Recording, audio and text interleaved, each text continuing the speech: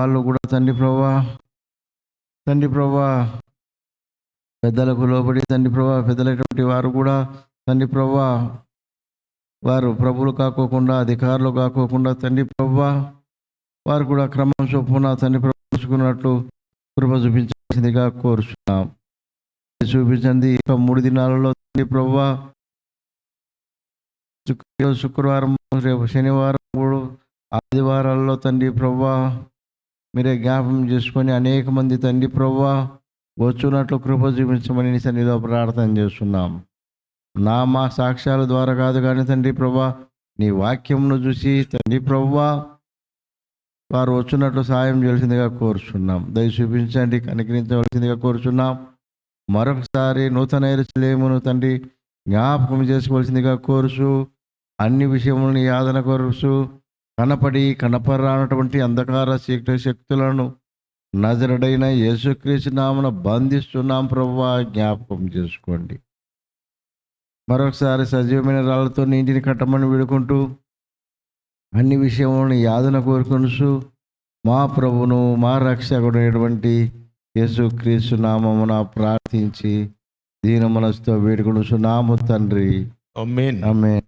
దయగల తండ్రి, కృపణైన పరిశుద్ధమైన పాదం కొదుముస్తం చెల్లించున్నాం.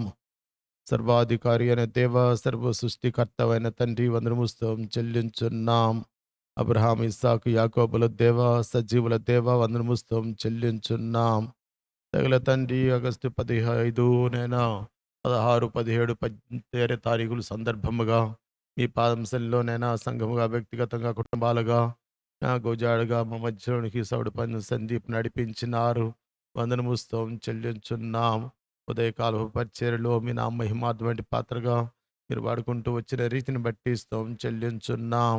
తగిన తండ్రి రీతులైన లేఖనాల ద్వారా నేను సంఘం అంతకంతకు నేను మీరు కోరిన స్థాయికి రాగలిగినట్లు మీరే చాలిన కృపణ గురించి సాయం చేయవలసిన ఉంచున్నాం. తగిన తండ్రి నేను మీరు సెలవిస్తూ వచ్చినారు. తండ్రి దేవత్వం యొక్క సంపూర్ణత క్రీస్తు యందు సర్వ పరిపూర్ణత శరీరంగా క్రీస్తు నందు నివసించున్నదని చెప్పి సెలవిచ్చిన రీతిని బట్టి స్తోత్రం చెల్లించున్నాం. అంత మాత్రం కాకుండా ఆయన యందు మీరును సంపూర్ణులై ఉన్నారని సెలవిచ్చిన దేవాస్తవం చెల్లించున్నాం. అవును తండ్రి, మా పక్షంగా మీరు కలిగి ఉన్నత ఉద్దేశానికై స్తోత్రం చెల్లించున్నాం. ఇలా తండ్రి, క్రీస్తులో మేము కూడా నా సర్వ సంపూర్ణతలోనికి రావాలని మా పక్షంగా మీరు కలిగి ఉద్దేశానికై స్తోత్రం చెల్లించున్నాం. ఇలా తండ్రి, అంతేకాకుండా మీరు సెలవిస్తూ వచ్చినారు, నా సర్వలోకములకు వెళ్ళి సర్వ సృష్టికి సువార్తను ప్రకటించుడి, మీ బాప్టిజం పొందినవాడు రక్షించబడని చెప్పి సెలవిచ్చినారు. అంత మాత్రం కాకుండా నేను వారిని శిష్యులుగా చేయడని చెప్పి సెలవిచ్చిన రీతిని బట్టి కూడా స్తోత్రం చెల్లించున్నాం. ఇలా తండ్రి, ఆ రీతిలోనైనా మీ పాదం శనిలో నా మీరు సెలవిస్తూ వచ్చినారు. ఇలా తండ్రి, ఒకడు తండ్రిని నా తల్లిని అంతేకాకుండా భార్యను, పిల్లలను, అంతేకాకుండా నేను అక్కరు చెల్లెలను కూడా ద్వేషించినట్లయితే, అంతేకాకుండా తన సొంత ప్రాణం కూడా ద్వేషించినట్టు వాడు నాకు శిష్యుడు కానేడని చెప్పి సెలవిచ్చినట్టు లేఖన భాగాలను బట్టి కూడా స్తోత్రం చెల్లించున్నాం. తండ్రి, ఆ రీతిలో మా జీవితాలలో నైనా లేఖనాలను మా జీవితాలకు అన్వయించుకుంటూ తండ్రి సంఘము మీరు కోరిన స్థాయికి రాగినట్లు మీరే సాయం చేసిన కృపంచున్నాం. తండ్రి, అంతేకాకుండా ఎలీషా ఆజ్ఞాపించగా తండ్రి యొక్క నాయన విధవరాలు తండ్రి యొక్క తండ్రి విధవరాలు సంపూర్ణంగా విధేయత చూపించిన రీతిలో దైవజనుడికి సంపూర్ణ విధేయత చూపించి నైనా శిష్యరకంలోకి సంపూర్ణంగా సంఘం రాగలనట్లు మీరే సాయం చేసిన కృపంచున్నాము. తండ్రి, అంతేకాకుండా ఏలియాను వెంబడించినట్టు ఎలీషా 2 అంతల ఆత్మను పొందిన రీతిలో ప్రభు యేసుక్రీస్తు వారిని వెంబడిస్తూ తండ్రి మేము కూడా తండ్రి అట్టి నేను ఆత్మలోనికి రాగలట్లు మీరే సాయం కొరుచున్నాము. తండ్రి తండ్రి, మీరు సెలవిస్తూ వచ్చినారు తండ్రి, పూర్ణ హృదయముతోనూ, పూర్ణ వివేచనతోనూ, పూర్ణ బలముతోనూ దేవుని ప్రేమించాలని చెప్పి మీరు సెలవిచ్చిన లేఖన భాగాలను బట్టి కూడా స్తోత్రం చెల్లించున్నాం. తండ్రి, అంతేకాకుండా నేను పౌలుని ఎరిగి తండ్రి పౌలు యొక్క ప్రవర్తన, పౌలు వెళ్ళినటువంటి హింసా మార్గాలు, ఉపద్రవాలు ఇవన్నీ కూడా తెలుసుకుని కూడా నన్ను వెంబడించితివి అని చెప్పి నేను శిష్యునిగా వెంబడించినటువంటి యొక్క తిమోతిని బట్టి వందనము స్తోత్రం చెల్లించున్నాం.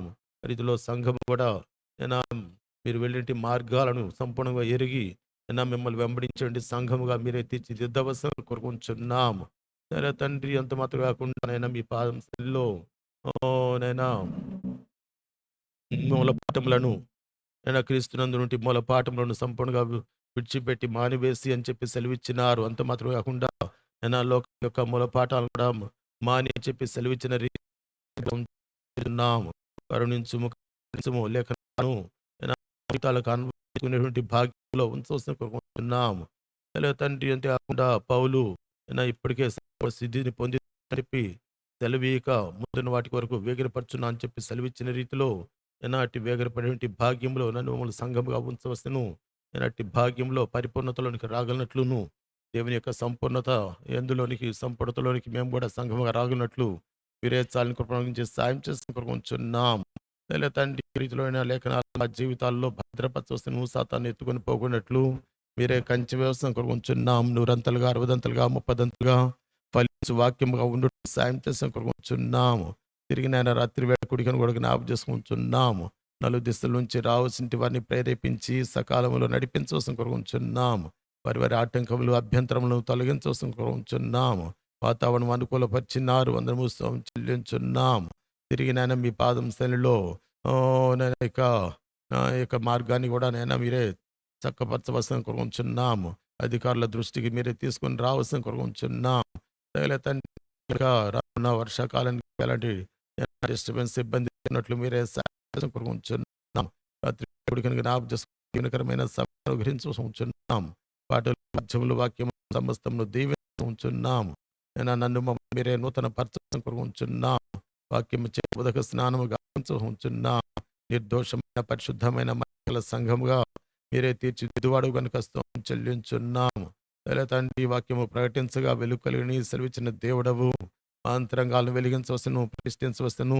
నేను తండ్రి, మేము హత్తుకొని వెంబడించండి సంఘముగా మీరే తీర్చిదిద్దవలసిన కొరకొంచు. కృపలస్తాలు దయగలస్తాలకు అప్పగించుకొంచు. రాత్రి వేళ నిలబడబోతున్న దాసుని మీరు అక్కడ వల్ల అభిషేకించి నా మహిమార్థమడి పాత్రగా వాడుకున్న వలసిన కొరకొంచు. సమస్త మందు మీకే మహిమ, ఘనత, ప్రభావం ఆరోపించుకోవాల్సిన కొరకొంచు. ప్రభును ప్రియరక్షణ యేసు క్రీస్తు దివ్యమైన నామమున వేడుకొని ప్రార్థించున్నాము తండ్రి, ఆమేన్.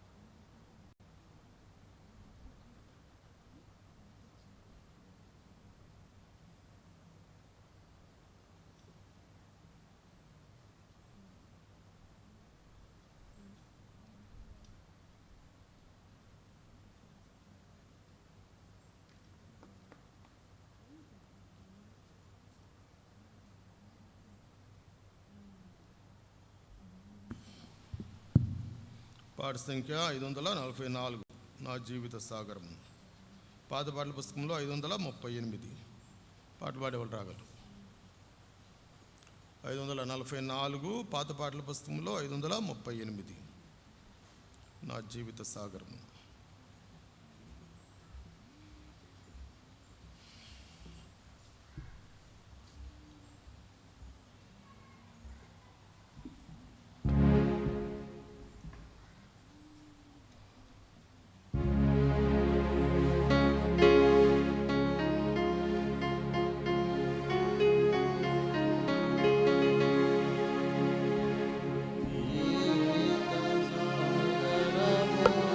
నా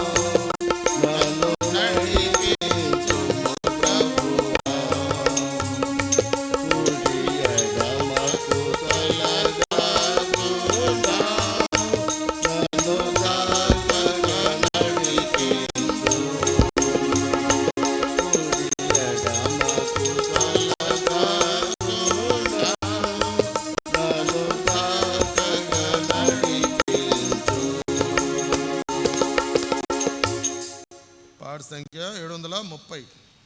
ప్రభువా గురి వద్దకే పరిగెత్తుచున్నాను నేను. పాత పాటల పుస్తకం 714. 730 పాత పాటల పుస్తకంలో 714. ప్రభువా గురి వద్దకే పరిగెత్తుచున్నాను నేను. ప్రభువా గురి యొద్దకే పరిగెత్తుచున్నాను నేను. గురి యొద్దకే పరిగెత్తుచున్నాను నేను. ఉన్నత పిలుపునకు కలుగు బహుమానము కావాలెనని. ఉన్నత పిలుపునకు కలుగు బహుమానము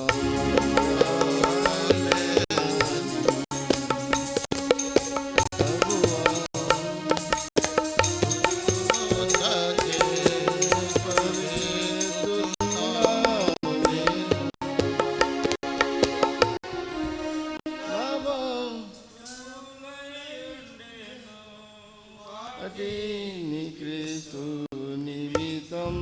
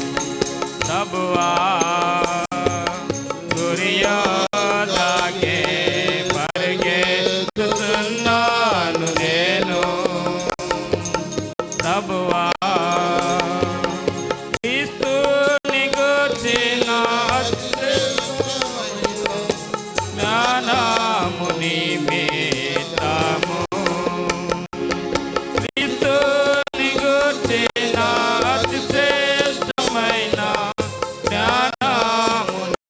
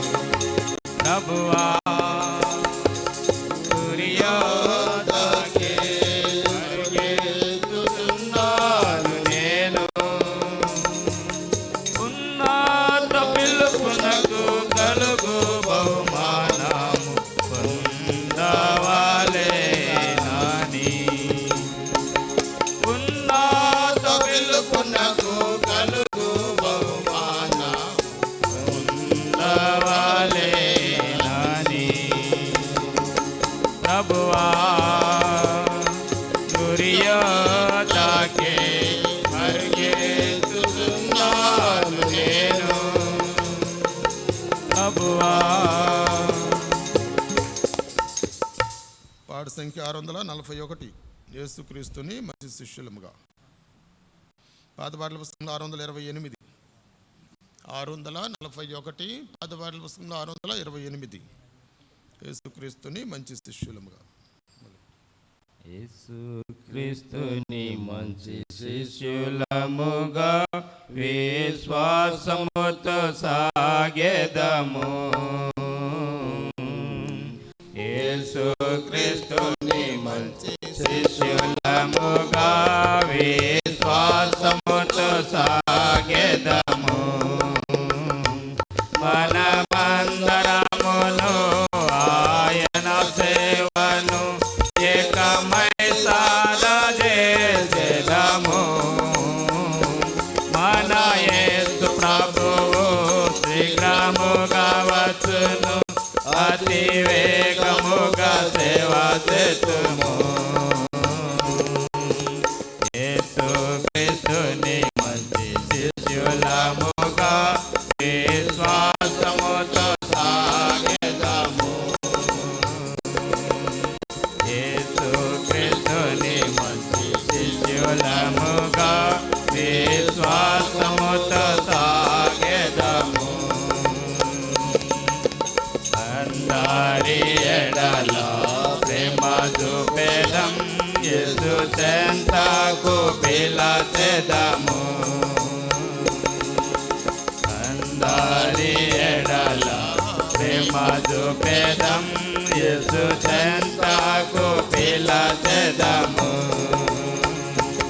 అతి శీఘ్రముగా ఉత్సాహంబుతో రాజమార్గమును చూపెదము.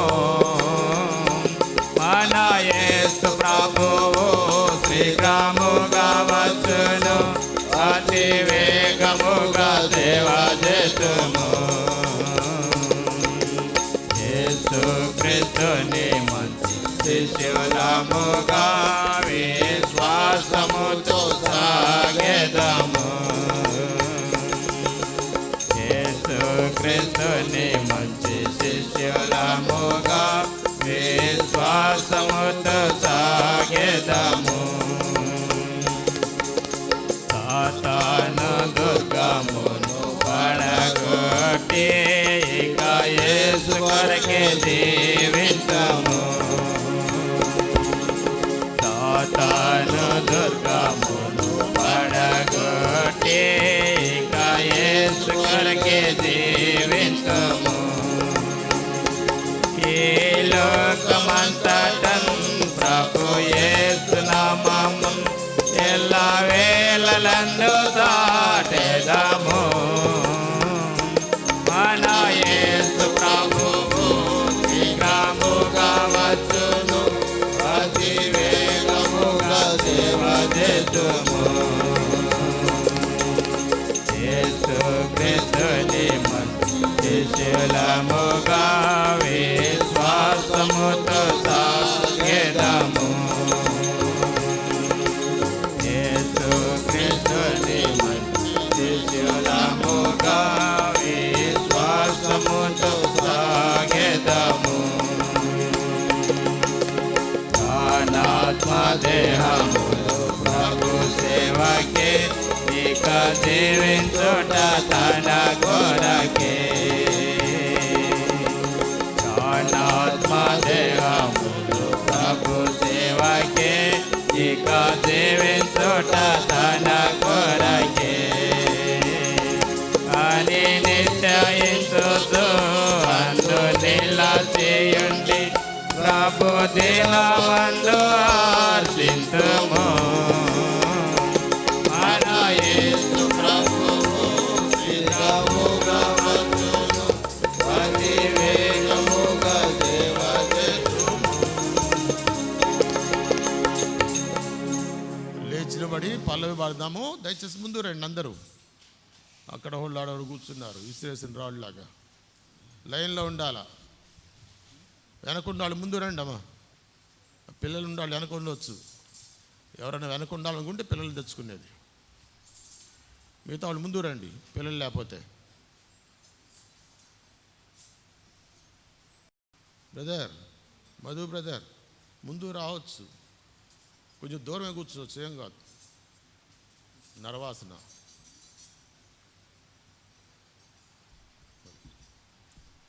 యేసుక్రీస్తుని మంచి శిష్యులముగా విశ్వాసముతో సాగెదము.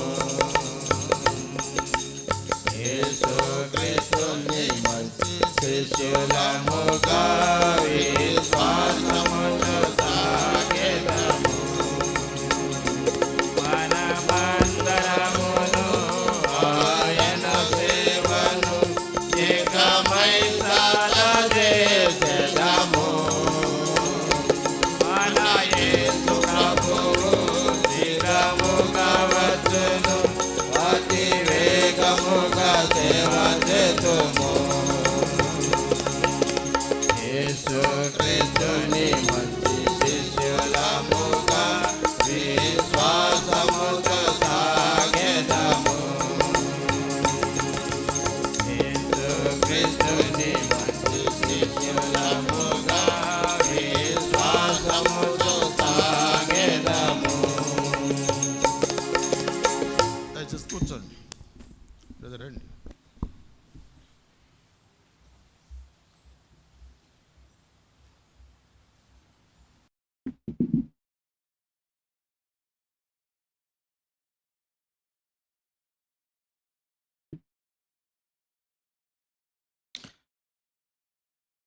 ఉదయకాలం మనము కొన్ని లేఖనాలు చూస్తూ వచ్చినాం.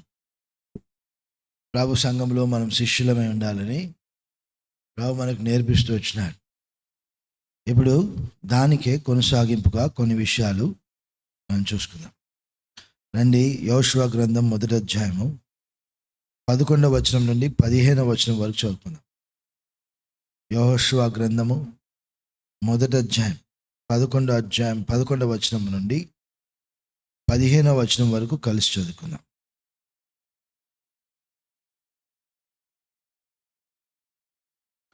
11వ వచనం నుండి 15వ వచనం వరకు కలిసి. మీరు స్వాధీనపరచుకున్నకు మీ దేవుడైన యెహోవా మీకు ఇచ్చుచున్న దేశమును స్వాధీనపరచుకునబోవుటకై 3 దినముల్లోగా మీరు యోర్దానును దాటవలెను కనుక ఆహారమును సిద్ధపరచుకునండి. మరియు రూబేనీయులకును గాదీయులకును మనష్షే అర్ధగోత్రపు వారికిని యెహోషువ ఇలాగ ఆజ్ఞాపించాను. యెహోవా సేవకుడైన మోషే మీకు ఆజ్ఞాపించిన సంగతి జ్ఞాపకం చేసుకున్నాడు. ఎట్లనగా మీ దేవుడైన యెహోవా మీకు విశ్రాంతి కలుగజేయుచున్నాడు. ఆయన ఈ దేశమును మీకు ఇచ్చును. మీ భార్యలను, మీ పిల్లలను, మీ ఆస్తియు యోర్దాను అద్దరిని మోషే మీకు ఇచ్చిన ఈ దేశమున నివసింపవలను. కానీ పరాక్రమవంతులను శూరులైన మీరందరూ యుద్ధ సన్నుదులై మీ సహోదరులకు ముందుగా నది దాటి యెహోవా మీకు దయచేయనట్లు మీ సహోదరులకును విశ్రాంతి దయచే వరకు, అనగా మీ దేవుడిని యెహోవా వారికి ఇచ్చు దేశమును స్వాధీనపరుచుకునే వరకు మీరును సహాయము చేయవలను. అప్పుడు తూర్పున యోర్దాను ఇద్దరిని యెహోవా సేవకుడైన మోషే మీకు ఇచ్చిన మీ స్వాస్థ్యమైన దేశమునకు మీరు తిరిగి వచ్చి దాన్ని స్వాధీనపరుచుకుందరు. ప్రార్థన చేసుకుందాం.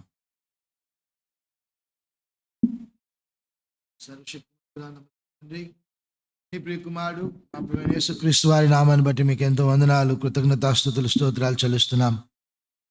తండ్రి, చదవని లేఖనాల ద్వారా మా హృదయాలు సిద్ధపరచండి. నిజముగా మేము దేవుని యందు భయభక్తులు గలవారమే దేవుని రాకడ కొరకు సిద్ధపట్టుకు సాయం చేయండి. ఎందరైతే తండ్రి నీ రాకడ విషయమై నిర్లక్ష్యంగా ఉన్నారో వారిని వారి పడకల్లో వారి యొక్క క్షేమస్థితిలో కదిలించమని నీ పాసంకి వస్తున్నాం. మీరే దయచేయించండి. ప్రతి ఒక్కరితో మాట్లాడుతున్నామని బ్రతిమాలుకుంటున్నాం. నిలిచిన నీ దాసుడు నిష్ప్రయోజకుడని నువ్వు ఎరుగుదువు. నీవే ఉపయోగించుకుని ఘటమును మహిమకు కారణంగా, నీ ప్రియులకు విశ్రాంతికి కారణంగా మార్చుకోమని కృతజ్ఞతాస్తుతులు చెల్లిస్తూ కని కనబడని చీకటంధకార క్రియలు అనగా నీ ప్రజలను చెరపట్టి మృంగుటకు బంధించే ప్రతి బంధకమును ప్రభువైన యేసుక్రీస్తు నామమున అధికారం కలిగిన జీవం గల అన్ని నాముల కంటే ఉన్నతమైన ప్రతి దానిని సిగ్గుపరిచిన ప్రభువైన యేసుక్రీస్తు శ్రేష్ఠ నామమున గద్దించి బంధిస్తూ యేసుప్రభు వారి రక్త ప్రోక్షణ కిందకి మా అందరినీ తీసుకుని వస్తూ రాగలిగిన వారిని బట్టి స్తుతిస్తూ రానుద్దేశించిన వారిని క్షేమంగా మోసుకున్నామని వేడుకుంటూ ప్రభువైన యేసుక్రీస్తు ప్రార్థించి వేడుకుంటున్నాం తండ్రి. ఆమేన్. శిష్యుడు తాను ప్రభు రాకడ కొరకే సిద్ధపడడానికే తాను సంఘంలో చేర్చబడ్డాడు. ఏ విశ్వాసి అయినా సంఘంలోకి వచ్చినాడు అంటే శిష్యుడిగా తాను పరిపక్వత చెంది ప్రభు రాజ్యంలోనికి ఎత్తబడడానికి సిద్ధపరచబడడానికి. మనం ఉదయకాలం చూస్తూ వచ్చినాము, సంఘం మనకు ఎందుకు ఇవ్వబడుతూ వచ్చింది, ఆ సంఘంలో జతపరచబడిన మనము శిష్యులుగా ఎందుకు ఉండవలసి వచ్చింది, మన కొరకు మనము ఏ రీతిగా శిష్యులమై ఉండాలో, దేనిలో సర్వసంపూర్ణ సిద్ధిని మనం పొందుకోవాలో మనతో దేవుడు మాట్లాడుతూ వచ్చినాడు. మనము పరిశుద్ధతను సంపూర్ణ సిద్ధిని పొందకపోతే పరలోక రాజ్యంలో క్రీస్తుకు సమమైన వారిగా, తండ్రికి సమమైన వారిగా, ఆయననే ఆలయంగా కలిగి ఉన్న వారంగా మారడం కష్టం అన్నట్లు. అందుకే నీ జీవితంలో ఇన్ని దినములను పొడిగిస్తా ఉన్నాడు. నీ మీద కనికరం కలిగింది, నీతో మాట్లాడుతూ నీ ఊపిరిని ప్రభువు ఆపివేయక ముందుకే నిన్ను దర్శిస్తున్నాడు. ప్రతి విశ్వాసి భూమి మీద బ్రతుకున్నాడు అంటే తాను క్రీస్తు సమరూపంలోనికి రావాలని నీ పట్ల ఎంత ఆశ కలిగి ఉన్నాడో ఆలోచించు. భూమి మీద ఎంతమంది ఆకస్మికమైన పరిస్థితులు గుండా పోతున్నారు. మీకు విషయం తెలుసా, గతించిన 3 సంవత్సరాలుగా పోప్ ఈ యొక్క వాతావరణ మార్పుల విషయమై ప్రపంచంలో ఉన్న వారందరినీ హెచ్చరిస్తూ, ఈ వాతావరణ మార్పులకు ఒక అధిపతి అవసరము, అతను ఈ వాతావరణంను స్వాధీనపరుచుకుంటాడని అందరికీ బోధిస్తూ వస్తున్నాడు. అంత్యక్రీస్తు కొరకు దారిని సిద్ధపరుస్తున్నాడు. ఇప్పుడు ఉత్తరాఖండ్లో ఈ యొక్క పర్వత శ్రేణుల్లో, ఉన్నత శ్రేణుల్లో, హర్యానా చుట్టుపక్కల అనేకమైన వరదలు వస్తూ ఉన్నాయి, అవునా కదా? ఈ మధ్యకాలంలో జరుగుతున్న వాతావరణ మార్పులను ఒకసారి చూస్తే నీ కనులు ప్రభు వైపు వెళ్ళిపోవాలి. ఈ మధ్యకాలంలో యుద్ధ ఘోషలు ఏవైతే వినబడుతున్నాయో అవి చూచిన వెంటనే నేను ప్రభు రాకడ కొరకు సిద్ధంగా ఉన్నానా లేనా అని నీ మట్టుకు నువ్వు చూసుకోవాలి. అప్పుడు సేవకుడు లేడు, విశ్వాస లేడు, నువ్వు పరిశుద్ధాత్మ దేవుడే. నిన్ను నువ్వు సిద్ధపరచుకోకపోతే, ఇంతకాలం విన్న వాక్యమును నువ్వు విని సిద్ధపరచుకోకపోతే, అప్పుడు దేవుడు ఎవ్వరి మీద దోషం తీసుకురాడు, నీ తప్పిదం యొక్క దోషం నీ మీదకే తీసుకొస్తాడు. ఇప్పుడు ఇంకొక పని మనందరికి ఉంది. శిష్యులమైతే మనము సంపూర్ణ సిద్ధి పొందడానికి శిష్యత్వ అభ్యాసం ఉంటూనే సంఘముగా సవాసంలో చేరి వచ్చిన కారణాన్ని బట్టి మన వలన దేవుడు సంఘంలోనికి తీసుకొచ్చిన సహోదరులకు, అనగా దేవుని ప్రజలకు, అనగా ప్రభు రక్తం చేత కడగబడిన వారికి విశ్రాంతి కలగాలి. ఇది మనం చేయవలసిన అభ్యాసం. ఒక శిష్యుడు అయితే నీ వలన విశ్రాంతి. ప్రభువైన యేసుక్రీస్తు 3 దినములు అనర్గళంగా వాక్యం బోధిస్తూ ఉన్నాడు. 3వ దినమున ప్రభువు ఒక సంశయం పడి ఆలోచించి, అరే వీరికి ఆకలి అవుతుంది అని చెప్పి 3వ దినమున మన ఎదుటి తినటకు ఏమైనా ఉందా అని అడిగి, మీరే తీసుకొని రావాలంట. మన యొద్ద ఏమున్నది? ఏం లేదు. దేవుని సన్నిధిలో నువ్వు దేవుని శిష్యునిగా ఉండి ఇతరులకు నువ్వు సిద్ధపరచలేని స్థితిలో ఉన్నావు అంటే, ప్రభు నిన్ను ఆశించి, ప్రభు నిన్ను మీరే వీరికి సిద్ధపరచండి అని చెప్తున్నప్పుడు, నిన్నే సిద్ధపరచమని చెప్తున్నప్పుడు, నీవు కూడా శిష్యుల వలె, ప్రభు మన యొద్ద ఏముంది, ఒకరు తీసుకురావాలన్నా చాలా దూరం వెళ్ళి తిరిగి రావాలి ప్రభు, మన దగ్గర అంత డబ్బులు కూడా లేవని ప్రభువైన యేసుక్రీస్తుకు నువ్వు చెప్తున్నావా? లేదా ప్రభు అడిగిన వెంటనే నీవు ఆహారాన్ని సిద్ధపరచుకున్నది ఆ చిన్న బిడ్డవా ఏ రీతిగా ప్రభువైన యేసుక్రీస్తు చేతికి అప్పగించినాడో అప్పగించగలుగుతున్నావా? ప్రభువైన యేసుక్రీస్తు 5 రొట్టెలను 5,000గా చేయలే. అలా 5,000 పురుషులు మాత్రమే కదా, అనేకులు ఉన్నారు. ఒక్కొక్క పురుషుడు ఎన్ని రొట్టెలు తింటుండొచ్చు కదా? ఒక్కొక్క స్త్రీ, చిన్న బిడ్డలు, యవనస్తులు ఎన్ని తినుండొచ్చు? అంతమందికి దేవుడు సిద్ధపరుస్తొచ్చు. ఒక్క వ్యక్తి తీసుకొచ్చిన అర్పణ. నీవు కూడా నీ సహోదరులకు నీవు విశ్రాంతి తీసుకురాగలిగినట్లు నీ కొరకు యోర్దాను 3 దినముల లోపటే దాటినట్లుగా ఆహారాన్ని సిద్ధపరచుకోవాలి. ఆ సిద్ధపరచుకునే పని నీది. అంతవరకు దేవుడు వారికి ఆకాశం నుండి మన్నా ఇస్తా ఉన్నాడు. ఏమిస్తున్నాడు? మన్నా. యోషువ 5వ అధ్యాయానికి వచ్చేసరికి మన్నా నిలిచిపోయింది. వారు ఆ దేశపు యొక్క కంకులను తినేసరికి మన్నా అప్పటితో నిలిచిపోయింది. మోషే ఉన్నంత కాలము మన్నా కురుస్తూనే వచ్చింది. ఇప్పుడు యెహోషువ పరిచర్య అనగా దైవ సేవకుని యొక్క పరిచర్య నీ విషయంలో జరుగునంత వరకు నీకు మన్నా దొరుకుతుంది. ఆ పరిచర్య ముగియగానే నీవు సిద్ధపరచుకోవాల్సిన అవసరం ఉంది. అనేక మార్లు ప్రభు రాకడ విషయంలో నా సిద్ధపాటు ఏంటి అన్న సంగతి మనం ఎరగము. రెండవది, నా వల్ల నా సహోదరులు కూడా విశ్రాంతిలోనికి ప్రవేశించాలన్న గమనము మనలో ఎవరిలో లేదు. వారికి విశ్రాంతి కలిగితేనే కదా వారు విశ్వాసమందు బలవంతులవుతారు. నీ వల్లనే విశ్రాంతి కలగాలి. రూబేనీయులకు మోషే ముందుగానే మోషేతో మాట్లాడుకున్నట్టుగా మోషే రూబేనీయులకు ఆ యొక్క అర్ధగోత్రానికి వారు ఆ యొక్క కనాన్లోనికి ప్రవేశించక ముందుకే ఈ పచ్చనైన స్థలాన్ని ఎన్నుకున్నారు. సరే, మీరు అక్కడ ఉండండి, కానీ మీ సహోదరులకు విశ్రాంతి కలుగునట్లుగా మీరు ముందుగా వెళ్ళి వారి యుద్ధములు మీరు పోరాడాలి. ప్రతి విశ్వాసి ఇతరుల జీవితంలో కలవరం తీసుకురాకూడదు. వారికి ఉన్న కలవరాలకు నీవు ఆత్మీయ యుద్ధము ద్వారా ముగింపు పలకగలగాలి. అదే శిష్యునికున్న సామర్థ్యం, అదే శిష్యునికున్న విశ్రాంతి కలుగచేయు ఆహారం. ఏలియాకు కాకోలం ఆహారం పెట్టింది, విధురాలు ఆహారం పెట్టింది, దేవదూత ఆహారం పెట్టింది, పర్వత శ్రేణికి ఎక్కి వెళ్ళిపోయినాడు. నీవు సిద్ధపరచుకునే ఆహారము అనేకమైన విశ్వాసులను ప్రభువులో స్థిరపరచునట్లుగా బలపరచునట్లుగా ఉండవలసిన బాధ్యత నీది. ఇది చేయకపోతే నువ్వు శిష్యుడవు కావు. నిన్ను నువ్వు శిష్యుడు అని పిలుచుకోవడం చాలా తప్పైపోతుంది. ప్రభు, నా వల్ల ఎవరికి ఆదరణ కలగలేదు, కొంతమంది అభ్యంతరపడ్డారు, అది వారి తప్పు ప్రభు అంటే పరలోక రాజ్యానికి నేను పిలువడు. నీవు ఎవరికి అభ్యంతర కారణంగా ఉండకూడదు, నీవు అభ్యంతర పడకూడదు. ఇవి రెండు పనులు ఒక విశ్వాసి తన జీవితంలో అనుదినం సాధన చేయాలి. నీ వల్ల ఎవరికైనా అభ్యంతరం కలిగిందా, తిరగటు రాలి నీకు నువ్వే కట్టుకోవాలి, పోయి నడి సముద్రంలో నువ్వే దునకాలి. దేవుడు చెప్పిన వాక్యం నేను చెప్పలేదు. అంటే నీ వలన అభ్యంతరం కలిగితే యూదా ఇస్కరియోతు పుట్టకపోవడం ఎంత మేలో, నీకు నువ్వు తిరగటు రాలి కట్టుకొని సముద్రంలో దునకడం అంత మేలు. అది పరిస్థితి. నీ వల్ల సహోదరులకు సంపూర్ణ విశ్రాంతి కలగాలి. అందుకే సవాసంలో పిలిచినాడు మనని, ఒకరినొకరం బలపరుచుకోవడానికి. ఇంకొకటి, సంఘం దేని కొరకు ఉందో తెలుసా?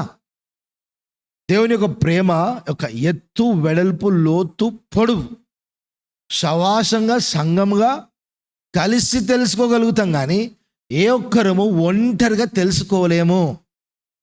అందుకే ప్రక్కనున్న సహోదరునికి నీ వల్ల విశ్రాంతి కలిగితే అతడు నీకు చేసే సహకారం ఏంటంటే దేవుని ప్రేమ యొక్క ఎత్తు, వెడల్పు, లోతు, పొడవు తెలుసుకోవడానికి నీకు సహాయపడతాడు. దేవుడు చేయడి సహాయం. దేవుని ప్రేమ యొక్క ఎత్తు, వెడల్పు, లోతు తెలుసుకోవడానికి దేవుడు చేయడు సహాయం. దేవుని ప్రేమ నీలో పని చేయాలంటే ఈ ప్రేమ, ఓర్పు, ప్రేమ, నిరీక్షణ, విశ్వాసంలో వీటిలో చాలా శ్రేష్టమైనది. ఈ ప్రేమ నీలో కార్యం చేయాలంటే, నీలో నింపబడాలంటే నీకు ముందు దేవుని ప్రేమ యొక్క ఎత్తు, వెడల్పు, లోతు, పొడవు తెలుసుండాలి. అలా చేయాలి అంటే నీకు సహోదరుడు అవసరం, సహోదరి అవసరం, క్రీస్తు రక్తం చేత కొనబడిన వారు అవసరం. వారు కలవరములో ఉండి నీ వలన అభ్యంతరం కలిగితే నువ్వు దేవుని ప్రేమ ఎత్తు, వెడల్పు, లోతు, పొడవు జీవితకాలం కాదు కదా, యుగ యుగాలు బ్రతికినా నువ్వు తెలుసుకోలేవు. అందుకే ఒక విశ్వాసి శిష్యుడై తను అభ్యసించాల్సిన అభ్యాసం ఏంటంటే, నీ వలన దేవుడు ఎన్నుకొనిన ప్రతి సహోదరుడికి విశ్రాంతి కలగాలి. అభ్యంతరం కలగక మానవు, కానీ అభ్యంతరపరచు వారికి శ్రమ. చాలా జాగ్రత్త. దేవుడు చెప్పిన మాటే కదా, యేసుక్రీస్తు చెప్పిన మాటే కదా. శిష్యులకు ఉండే గుణలక్షణం ఏంటంటే వారు తమ వలన ఇతరులకు విశ్రాంతి కలుగజేస్తారు. ఇంతవరకు నువ్వు విన్న వర్తమానాలు అనేకములు ఉన్నాయి, కానీ వాటి ద్వారా నువ్వు సిద్ధపాటు ఎంతవరకు వచ్చింది? నిన్ను నువ్వు ఎంతకు ఉపేక్షించుకున్నావు? ఉపేక్షించుకున్నట్లో ఉన్న లాభం ఏమైనా గ్రహించగలిగినావా? ఉపేక్షించుకునటం వల్ల కలిగిన దైవభక్తి నువ్వు చూపించిన దానిలో ఏ లాభము నీకు సాధకమైంది, ఉపయోగమైంది? తద్వారా పరలోకమునందు నిత్యత్వము కొరకు నీవు ధనమును ఎక్కడ సిద్ధపరచుకున్నావు? ఈ సిద్ధపాటు నీలో లేకపోతే దేవుని రాకడను గురించి అపేక్షించడం కంటే ఈ లోకమును నువ్వు ఈ మిగిలిన కాలం బాగా అనుభవించి చచ్చిపో. ఎందుకంటే దాని తర్వాత దేవుడు నీకు ఏం సహాయం చేయడు. నునివెచ్చగా అక్కడ ఇక్కడ ఉంటావంటే దేవుడు మనం చూసి ఉమ్మేస్తాడు. నీకు దేవుడే ఇష్టమా? నువ్వు కన్యకగా ఉన్నావా? అయితే బుద్ధి కలిగిన కన్యకగా ఉన్నావు. బుద్ధి కలిగిన కన్యక శిష్యురాలు అవుతుంది. శిష్యురాలు తను తాను సంపూర్ణ సిద్ధి పొందడానికి ఉపయోగపడుతూ దేవుని సంఘంలో శిష్యురాలుగా ఉంటూ దేవుని ప్రజలకు విశ్రాంతిని తీసుకొస్తూ దేవుని యొక్క ప్రేమ ఎత్తు వెడల్పు లోతును వారితో కలిసి తెలుసుకుంటే సమస్త జ్ఞానానికి మించిన క్రీస్తు ప్రేమ ఏంటో తెలిసిపోతుంది, దేవుని ప్రేమ ఏంటో తెలుస్తుంది. తద్వారా దేవుని ప్రేమ వారిలో నింపబడుతుంది. తద్వారా ఆ ప్రేమను ఇతరులకు కనపరచగలుగుతారు. ఇంత కార్యక్రమం ఉంది దేవుని ప్రేమను ఇతరులకు రుజువు చేయాలంటే. నీ దగ్గర ఏదో 2 రూపాయలు ఉన్నాయి, 1 రూపాయి వేరే వాళ్ళకి ఇస్తే దేవుని ప్రేమ అనుకుంటున్నావు. మరి లోకస్తులు చేస్తుంది ఏంటి? వాళ్ళు చేస్తున్న దాన ధర్మాలు కూడా అవే కదా. దేవుని ప్రేమ లేకుండా నువ్వు చేసే ఏ ధర్మము ఆ చిన్నవానికి, ఈ అల్పుడైన వానికి మీరు చేసింది నేను జ్ఞాపకం చేసుకుంటానన్న మాటకు లోపరచబడదు. ఇంకొకటి, నువ్వు ఆచరిస్తున్న యథార్థ జీవితము, వివేకమును ఆచరించుకుంటుంటే అది యథార్థతనే కాదు. యథార్థవంతునికి అతని యథార్థత త్రోవ చూపిస్తుంది. యెహోవాయే అతని కొరకు ఏర్పాటు చేస్తాడు, ఒక ఏర్పాటు. కానీ యథార్థవంతునికి వివేకం లేకపోతే అతడు అవివేకంగా ప్రవర్తించిన కార్యాన్ని బట్టి యెహోవా అతనికి ఏ సహాయము చేయడు, నీ యథార్థత నీకు ఏ త్రోవ చూపించదు. అందుకే నువ్వు భక్తి కలిగిన వాడివే కానీ వివేకము లేని వాడిగా ఉన్న కారణాన్ని బట్టి నీవు సంపూర్ణులగుటకు సాగిపోవడం కష్టంగా ఉంది. అనా ఇంతకాలం నుంచి ప్రభువులో నేను ఉన్నాను కానీ ఆత్మలో సిద్ధి పొందలేదు. ప్రభావం వీరు ఆయనను తాకినారు, కళ్ళారా కూర్చున్నారు, హృదయమందు వారికి గోచరమైనాడు. వీరు నడుస్తూ ఉంటే వీరి నీడకు అనేకుల జీవితాలు ప్రభావితం అయిపోయినాయి. మరి ప్రభువును వెంబడిస్తున్నాం, వారికి మనకి ఏం పెద్ద వ్యత్యాసం ఉంది? వారికంటే ఎక్కువ సత్యమే మనకు బయలుపరచబడింది. వారికంటే ఎక్కువ కృపావరములే, శ్రేష్టమైన వరములే, శ్రేష్టమైన కృపనే మనకు అనుగ్రహిస్తూ వచ్చినాడు. మరి వారిని మించినవి మనం ఎందుకు చేయలేకపోయినాం? ఇదే సమస్య. ఒక విశ్వాసి తనేమనుకుంటున్నాడంటే నేను కొంచెమైన వాడను, ఇదే అనుకుంటున్నాడు. ఆ విశ్వాసి లోకమూల పాఠములకు తనను తాను అప్పగించుకుంటున్నాడు. ఇదే కష్టం. ఒక విశ్వాసి అలా ఉండకూడదు. చాలాసార్లు విశ్వాసులు తమను తాము తక్కువ చేసేసుకుంటారు. నేను ఇంతే చేయాలి. చాలా శ్రేష్టమైన వారు ఉంటారు కానీ వారికి ఎలా ముందుకు వెళ్ళాలో తెలియదు. అపనమ్మకస్తులు ఉంటారు కానీ వారు అన్నిట్లో అన్నయ్య తిరుగుతూ ఉంటారు. ఇది వ్యర్థమే. ఆకాశం క్రింద దేవుని రాకడ గురించి సిద్ధపడుతున్న మనము సమయాన్ని పోనీయక, వ్యర్థత రానియకుండా జీవించాలి. చాలా జాగ్రత్తగా ఉండాలి మనం. రండి ప్రసంగి గ్రంథం 2వ అధ్యాయం.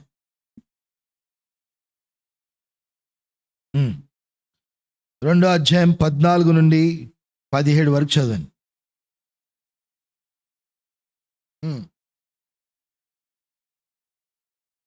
జ్ఞాని కనులు తలలో ఉన్నవి,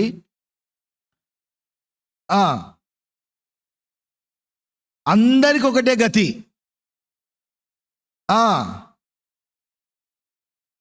బుద్ధిహీనునికి సంభవించునని నేను గ్రహించి తిని, కావున బుద్ధిహీనునికి సంభవించినట్లే నాకును సంభవించును గనుక నేను అధిక జ్ఞానం ఎలా సంపాదించి తిని నా హృదయమందు అందుకొంటిని, ఇదియు వ్యర్థమే.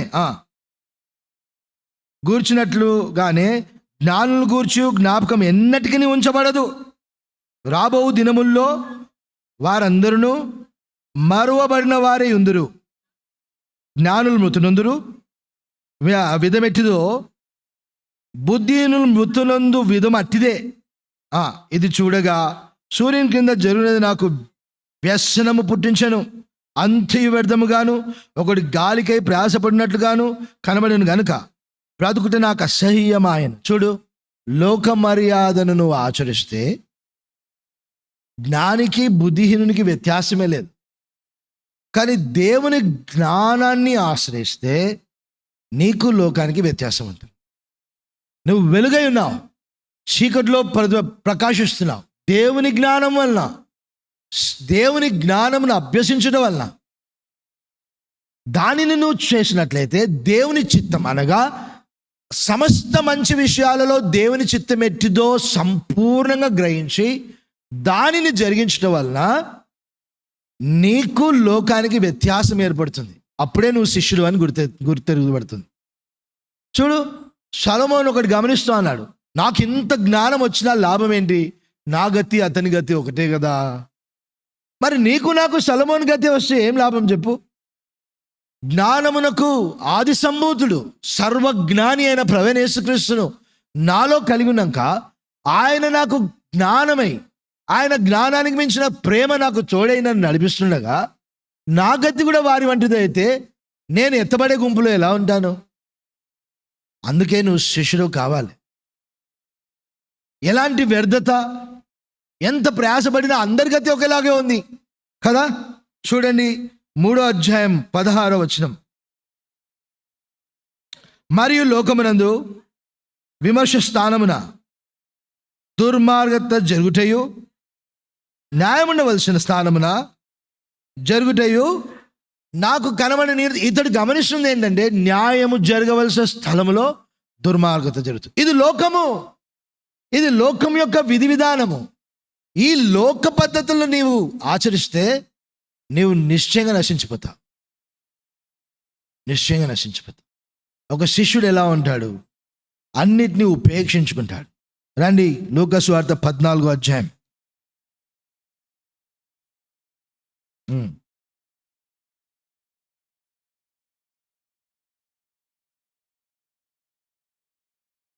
ఇరవై 27వ వచనం నుండి కిందికి చదువుకుందాం.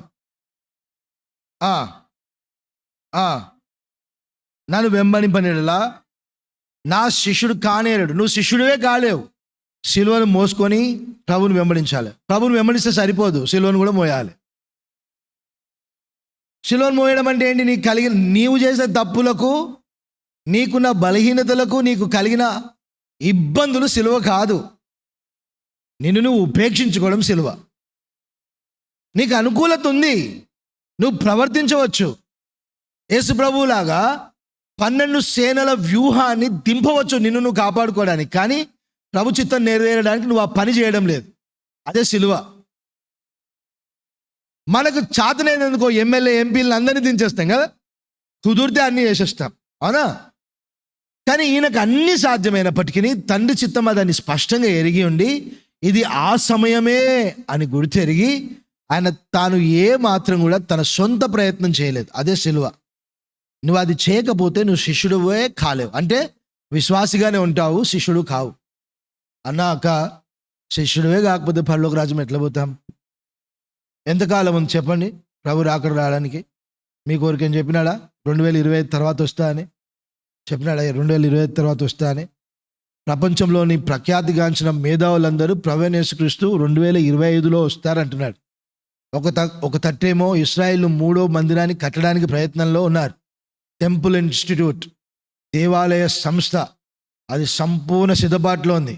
యాజకులు ఏ ఫోదును ధరించి 2000 సంవత్సరాల్లో ప్రప్రదంగా ఒకరు బారాక్ ఖాన్ అనే వ్యక్తిని ప్రధాన యాజకుడిగా ఎంచుకున్నారు. ఈ వ్యక్తి ఎట్లుండాలో తెలుసా? పుట్టిన నాటి నుండి చచ్చిన శవాన్ని చూడకూడదు, శ్మశానానికి పోకూడదు. అతనిలో పుట్టినప్పటి నుంచి ఇప్పటి వరకు అనగా ప్రధాన యాజకుడిగా ఎన్నుకొనబడే అంతవరకు కూడా అతనిలో అపవిత్రత రాకూడదు. ఎన్నుకున్నారు. 2000 సంవత్సరాల ప్రప్రదంగా ఒకసారి జరిగింది ఇది. అదే సమయంలో ఎర్రపేయలు సిద్ధమైనాయి. అదే సమయంలో దేవుని రాకడ సూచనలు అన్ని చోట్లలో సంభవిస్తూ ఉన్నాయి. సంఘము నిద్రిస్తూ ఉంది. విశ్వాసి మెలకువ లేకుండా ఆ యొక్క కన్యకల వలె నిద్రలో ఉంటే నీ జీవితంలో ఎప్పుడు సిద్ధపాటు పడలేవు. ఇంకా బూర ఊదిన తర్వాత నువ్వు ఎంత పరిగెత్తినా నీకేది దొరకదు. బూర ఊదక ముందుకే నువ్వు పరిగెత్తాలి. నీకున్నవన్నీ తిరగటరాలు విసురుతున్నావేమో, మేడ మీద ఉన్నావేమో, నీ పనిలోనే నువ్వు నీ కొరకు దేవుని నిత్య రాజ్యములకు సరిపోగలిగినంత నిత్యమైన నివాసములలోనికి సరిపడినంతగా నువ్వు సిద్ధంలో నూనె సంపాదించుకోవాలి. ఇప్పుడు నేను ఒకటి అడుగుతా, ఇంతవరకు నువ్వు పరలోకంలో ఏ ధనాన్ని సమకూర్చుకున్నావు? నువ్వు గొప్ప విశ్వాసివి, చాలా మంచి విశ్వాసివి. ఏం సంపాదించుకున్నావు? చినిగిన సంచుల్లో ఉందా, లేకపోతే పరలోకంలో చిమ్మటైనను తుప్పైనను ధూళి అయినను పట్టని చోట, దొంగైనను రాని చోట నీ ధనాన్ని సమకూర్చుకున్నావా? ఇది సమకూర్చుకోకుండా నేను పరలోకానికి పోతాను అని సంకలు ఎగరేస్తే ఏం లాభం లేదు. ఎంత సమయం ఉంది? ఇంటికెళ్ళి మోకాల మీద ఉండవు. నీ రాకడ అతి సమీపంగా ఉంది. నాకేమో నా దృష్టిని మరల్చి అన్ని సమస్యలున్నాయి. వాటి నుండి ఎలా తప్పించుకోవాలో తెలియక సతమతమైపోతున్నాను. నాకు శక్తి చాలదు, విశ్వాసం చాలదు, జ్ఞానం చాలదు. ఇదే సమయంలో నేను నిత్యత్వానికి సంబంధించిన సిద్ధపరచుకోవడానికి కావాల్సిన జ్ఞానం ఇవ్వు, కావాల్సిన వివేకం ఇవ్వు. నా హృదయం జ్ఞానం చేత నింపు ప్రభా. ఇది తమ ఇంకా వేరే సమయం లేదు. అందుకే ప్రభు రాకడలో ప్రసవించు స్త్రీల కొరకు, చంటి బిడ్డల కొరకు, బాలింతల కొరకు ప్రార్థన చేయమన్నాడు. ఎందుకు తెలుసా? వారు ఇంకొకరి కొరకు పరిచర్య చేయాలి. తమ కొరకు పరిచర్య చేసే స్థితి వారిలో ఉండదు. అందుకే వారి కొరకు ప్రార్థన చేయమన్నాడు. చలికాలంలో ప్రభు రాకడ రాకూడదని ప్రార్థన చేయమన్నాడు. కారణం ఏంటి? అలసిపోయిన దేహాలు. ముందే ఫరో నిన్ను 18 గంటలు పని చేయిస్తా ఉన్నాడు. ఇంటికి వచ్చేసరికి అన్నీ అవకతవకలే. భార్యతో ఇబ్బంది, కరెంటోళ్ళతో ఇబ్బంది, శక్తి లేదు, అనారోగ్యము. ప్రభు కొరకు ఏం సిద్ధపడతావు? ప్రార్థన చేసుకున్నాడు. 2 క్షణాలు ప్రార్థన స్కూల్లో పడిపోతాం అంతే. మళ్ళీ ప్రభు కృప చూపించిన పొద్దున్న లేస్తాం. ఏం సిద్ధపరచుకుంటున్నాం నాన్న? ప్రభు రాకడ అతి సమీపంగా ఉంది. ఈ వేంపల్లిలో నుంచి ఎంతమంది ప్రభు రాకడలో ఎత్తబడతారు? పరిచర్య, మీకు గొప్ప గొప్ప సేవకులు పరిచర్య చేస్తున్నారు. ఆ పరిచర్య యొక్క ఫలం ఏంటి? నీవు తీసుకున్న ఆ పరిచర్య ఫలం వల్ల నువ్వు ఎంతగా దేవుని తోటలో ఆయనకు ప్రతి కాలమందు కావలసిన ఫలాలను ఫలించినావు. ఇది చాలా ప్రాముఖ్యం. శిష్యుడవైతే లేదా ఇదే సమయం సిద్ధపడిపో. అతి సమీపంలో ఉన్నాం. పౌలైతే మొదటి దినంలోనే, మొదటి శతాబ్దంలోనే ప్రభు వస్తున్నట్టుగా ప్రకటించేసినాడు. ఆయన వస్తాడు, ఆయన ఉన్నట్టుగానే తెలుసు. యోహాను కూడా అంతే. ఆయన అంతే, ఈయనంతే. వారు జీవించిన జీవిత కాలంలో ప్రభువును కలుసుకుంటాము, ఆయన రాబోతున్నాడు అన్నట్టుగా జీవించినారు. మనమైతే ఇంకా రాడలే, ఎప్పుడు వచ్చేది ఇప్పుడే, మనం ఎలా ఉన్నామంటే ఆయన ఇప్పుడు రాడలే అనుకుంటాం. ఒక శిష్యుడు ఎట్లుండాలి? మత్తయి సువార్త 10వ అధ్యాయం 2 నుండి 4 వచనాలు.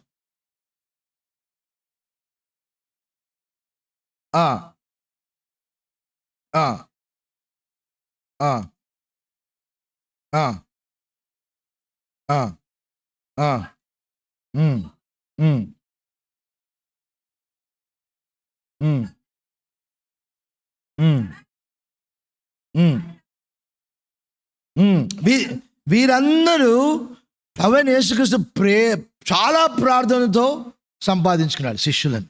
శిష్యులు ఎవరవుతారో తెలుసా? అనేకులైనను వెంబడిస్తూ అన్నారు. కానీ ప్రభు ప్రార్థించి తండ్రి వల్ల పొందిన వారు శిష్యులైనారు. తర్వాత అపోస్తలులు. నువ్వు ఎంత విధేయత చూపిస్తే ప్రభువుకు నువ్వు అనుకూలస్తుడు కనబడితే నువ్వు శిష్యుని యొక్క జాబితాలోకి వస్తావు తెలుసా నీకు? విశ్వాసిగా ఉంటే పరలోకి రాదు. విశ్వాసం ఎవరు కాపాడుకోవాలి? శిష్యుడు కాపాడుకోవాలి, విశ్వాసి కాదు. ఎంత ప్రార్థన చేసినాడో రాత్రంతా. ప్రార్థన చేస్తే ఈ 12 మంది దొరికినారు. ఈ శిష్యులకు దేవుడు అడగక ముందుకే మర్మాలు నేర్పిస్తూ వచ్చినాడు. అందుకే దేవుని మర్మములకు గృహ నిర్వాహకులమని మమ్మను భావించవలను అని చెప్పుకుంటూ వచ్చినాడు. నువ్వు శిష్యుడవా? ఏ పని కొరకు నేను సిద్ధపరచు? అన్నా, నాలో ఏ సామర్థ్యం లేదు. దేవుడు సామర్థ్యం కలుగజేసేవాడు. రక్షించబడిన తర్వాత చదివిన వానికి చదవని వానికి పెద్ద వ్యత్యాసం లేదు. క్రీస్తుకు నువ్వు, ఆయన ఆత్మకు నువ్వు ఎంత స్వాతంత్రం కలుగజేస్తావో దానిని బట్టి ఆరంభమైంది. ఈరోజు ఇండిపెండెన్స్ డే కదా. ఇండిపెండెన్స్ డే రోజు ఏం చేస్తాము? స్వాతంత్ర దినోత్సవంగా మనం దాన్ని అనుభవిస్తాం. ప్రతి రక్షింపబడిన విశ్వాసికి రక్షింపబడిన నాటి నుండి స్వాతంత్ర్యము పరిశుద్ధాత్మ వశంలో ఉన్న కారణాన్ని బట్టి అత్యధికమైన విజయం వస్తుంది. కానీ ఈ స్వాతంత్ర్యాన్ని పౌలు దుర్వినియోగపరచుకోలేదు. దీనిని గురించిన పరిపూర్ణ జ్ఞానం ఉంది. రండి 1 కొరింథీ 6వ అధ్యాయం.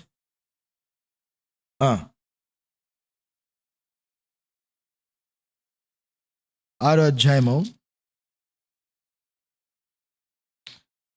12వ వచనం చూడండి. ఆయనకు ఫస్ట్ తెలుసు, ప్రాముఖ్యంగా ఆయనకు తెలుసు ఏంటంటే అన్నిటి యందు నాకు స్వాతంత్రం కలదు. అన్ని చేయదగినవి కాదంట. స్వాతంత్రం ఉంది, చేయదగినవి కాదంటే ఏంటి? అతనికి దాని ద్వారా ఏ లాభం లేదు. కాబట్టి చేయదగినవి కానివన్నిటిని పెంటగించేసుకున్నాడు. ఇది గమనించు. చేయదగినవి కానివన్నిటినీ పెంటగా ఎంచుకున్నాడు. శరీర సౌఖ్యము, కామాతృత, ప్రతి విధమైన లాలసలు, ప్రతి విధమైన అజితేంద్రియాలు, ప్రతి విధమైన మోసము, ఆయన తనకు లాభకరమైన ప్రతి యుక్తి కుయుక్తిని తాను పెంటగా ఎంచుకున్నాడు. ప్రతి అవకాశాన్ని పెంటగా ఎంచుకున్నాడు. అది స్వాతంత్రం ఉందనుకున్నాడు, కానీ అది నాకు లాభం కాదు. ఎంత జ్ఞానం! ఒక విశ్వాసికి ఇంత జ్ఞానం అవసరం. తర్వాత చదవండి.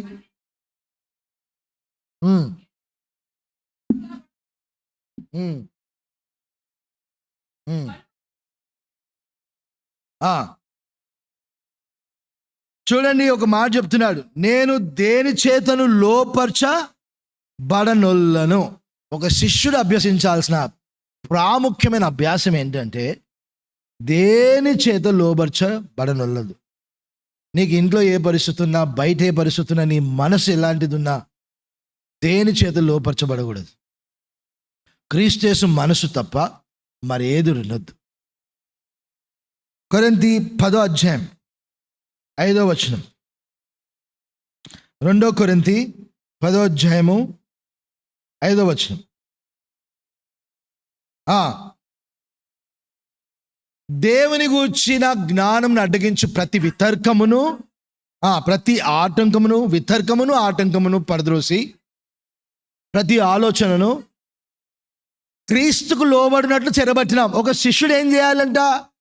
ప్రతి వితర్కమును, దేవుని జ్ఞానాన్ని ఆటంకపరిచే ప్రతి ఆలోచనను మొదటగా క్రీస్తుకు లోబడేలాగా చేయాలంట.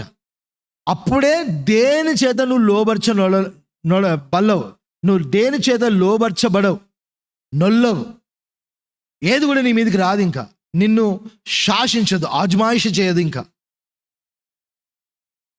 నీవు శిష్యుడు అయితే నీ జీవితంలో సంభవించేది ఏదైనా నీ మీద పెత్తనము చెలాయిస్తుందంటే, ప్రభుత్వము చేస్తూ ఉందంటే, ఆ ఆలోచనను వితర్కమును రెండింటినీ క్రీస్తు పాదాలకు లోబడేలాగా బలవంతం చేసే పని మనది. చేసావా? ఆ ఆలోచన ప్రభావంలో ఇంటినంతా తగలబెట్టుకున్నావా? లోతు భార్య ఏం చేసింది? అందరు ముందు పోతే వెనుకకు తిరిగింది. ఆలోచనను బట్టి వెనుకకు తిరిగింది. అయ్యయ్యో, ఒక్కసారి ఆలోచించిందిలే అని దేవుడు వదిలేసినాడా? ఏమైంది? ఒక్కసారే కదా తిరిగింది, రెండోసారికి అయితే ఇంటే బాగుండు కదా. నీ జీవితంలో కూడా ప్రభువుకు సంపూర్ణ విధేయత చూపించలేకుండా ఉప్పు స్తంభం అయిపోయినావేమో, కఠినమైన మనసు వచ్చేసిందేమో. దేవుని సేవకుడు ఏం చేస్తాడో తెలుసా? కఠినమైన రాతి హృదయాలను మెత్తటైన పలకలుగా మార్చడానికి ఆత్మ ద్వారా పరిచర్య చేస్తాడు. అందుకే సంఘంలోనికి తీసుకొస్తాడు మిమ్మల్ని. కఠినమైన హృదయము, ఎందుకంటే లోకంలో మీరు అనేకమైన వాటి చేత తాకబడిన కారణాన్ని బట్టి ప్రత్యేకపరచబడి నిన్ను పరిశుద్ధపరచబడడానికి, హిస్సోపు నీళ్లతో నిన్ను పరిశుద్ధపరచడానికి సేవకుని, యాజకుని ప్రత్యేకపరిచి రాతి కఠినమైన హృదయాలను మెత్తగా చేయడానికి పానార్పణంగా పోయబడతాడు. అందుకే సంఘంలోనికి రావాలి. అలా వచ్చి మెత్తగా చేయబడిన తర్వాత నీ వలన ప్రతి సహోదరునికి విశ్రాంతి రావాలి. ప్రతి సహోదరుడికి. ఇది రాకపోతే ఎత్తబడే విషయమే మర్చిపో. దేవుని సన్నిధికి రా. ఏడవాలి, ప్రభా ఇంత చేసినా ఏం లాభం లేదంట, ఎత్తబడే గుంపులో ఉంటానో లేదో అనే భయం పుడుతుంది నాకు అన్న భయం నీలో ఉండి ప్రార్థన నీలో రావాలి. ఇంతవరకు అంతమందికి రావట్లేదు. యోషువ గ్రంథంలో ఏంటంటే నీ సహోదరునికి విశ్రాంతి కలిగేంత వరకు నీకు విశ్రాంతి లేదన్న సంగతి నువ్వు నేర్చుకో. అంటే నీ అభ్యాసం ఏంటి? నువ్వు విశ్రాంతి పొందాలంటే, నీకు దేవుడిచ్చిన విశ్రాంతిని, స్వాస్థ్యమును నీవు అనుభవించాలంటే నీ సహోదరుడికి ప్రప్రదంగా విశ్రాంతి రావాలి. చూడండి, గలతీయులకు 5వ అధ్యాయం 13వ వచనం.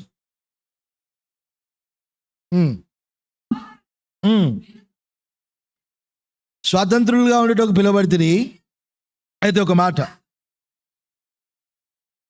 ఆ స్వాతంత్ర్యాన్ని శరీర క్రియలకు హేతువు చేసుకోవద్దంట.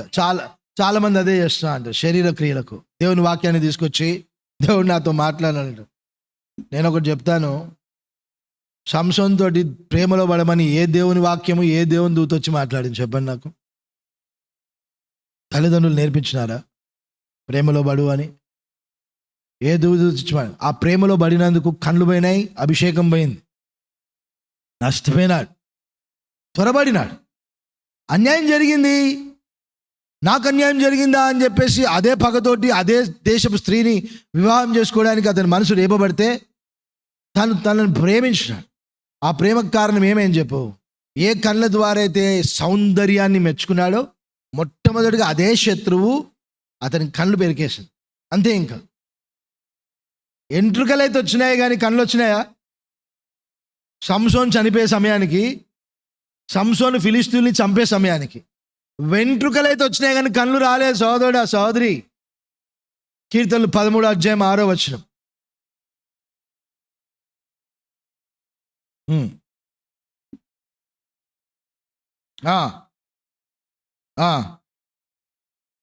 కీర్తనలు 13:6 లేదా? ఒక నిమిషం, 5వ వచనం అనుకుంటా.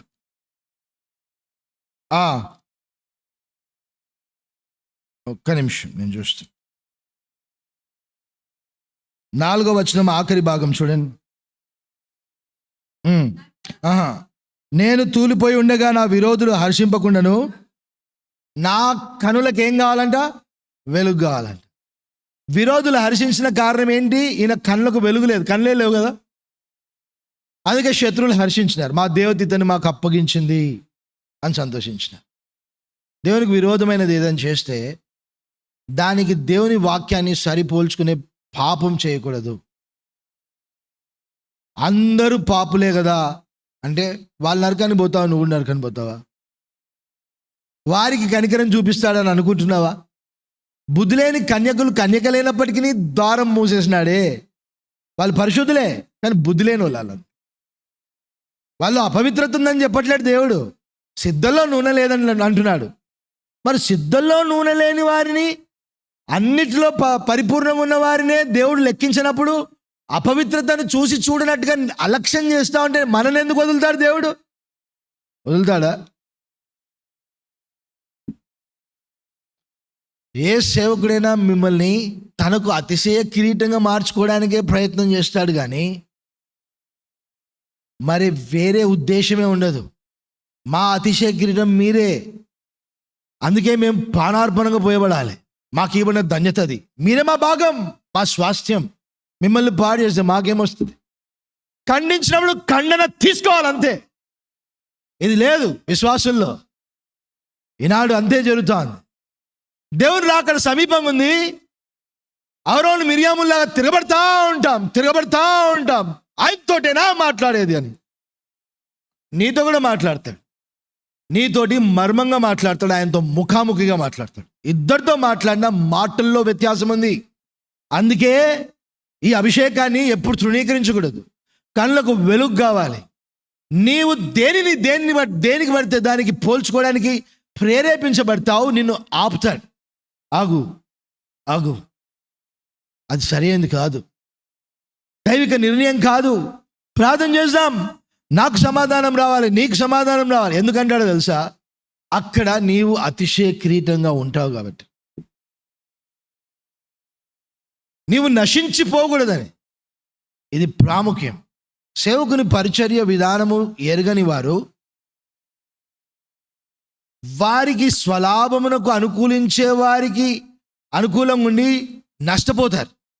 జాగ్రత్త. బిలాము యొక్క ప్రవర్తన. మీకు ఒక విషయం చెప్పాలా, మీరు బిలాము బోధకుల మాటలు విన్నారు, బిలాం బోధకుల గురించి విన్నారేమో కానీ మీకు బిలాం విశ్వాసుల గురించి తెలుసా? మీకు తెలియదు. ఎందుకంటే బిలాము దేవుడు వద్దంటా ఉన్నాడు. వద్దంటా అంటే ఈ పర్వతం ఎక్కి ప్రభువా ఇక్కడి నుంచి శపిస్తాను చూడు ఒకసారి అంటాడు. నేను శపించానంటే ఇంకొక పర్వతం ఎక్కుతాడు, అక్కడి నుంచి శపించుతా అంటాడు. వాస్తు సరిపోలేదు, దేవుడు ఇక్కడైతే సరిపడాడు, అక్కడి నుంచి బహుశా వాస్తు సరిపడుతుంది, దేవునికి కోపం వస్తుంది అనుకొని 4 కొండలు ఎక్కినాడు. ఎక్కితే ఏ కొండ మీద నుంచి దేవుడు ఇశ్రాయేలుని శపించలే. వీరు బిలాము విశ్వాసులు. దేవుడు ఎక్కమన్న కొండ ఎక్కరు, లోతులాగా దగ్గరున్న కొండ ఎక్కుతా అంటారు. నువ్వు అలా చెప్పకు, నేను నా కుమార్తెలు అలసిపోయినాం, ఆ దూరం ఉన్న కొండ మేము ఎక్కలేం, అంత దూరం పోలేం. దేవదూత రెప్పపాటున బయటికి తీసుకొచ్చిన ఆయన రెప్పపాటున ఆ కొండ ఎక్కేయలేడా?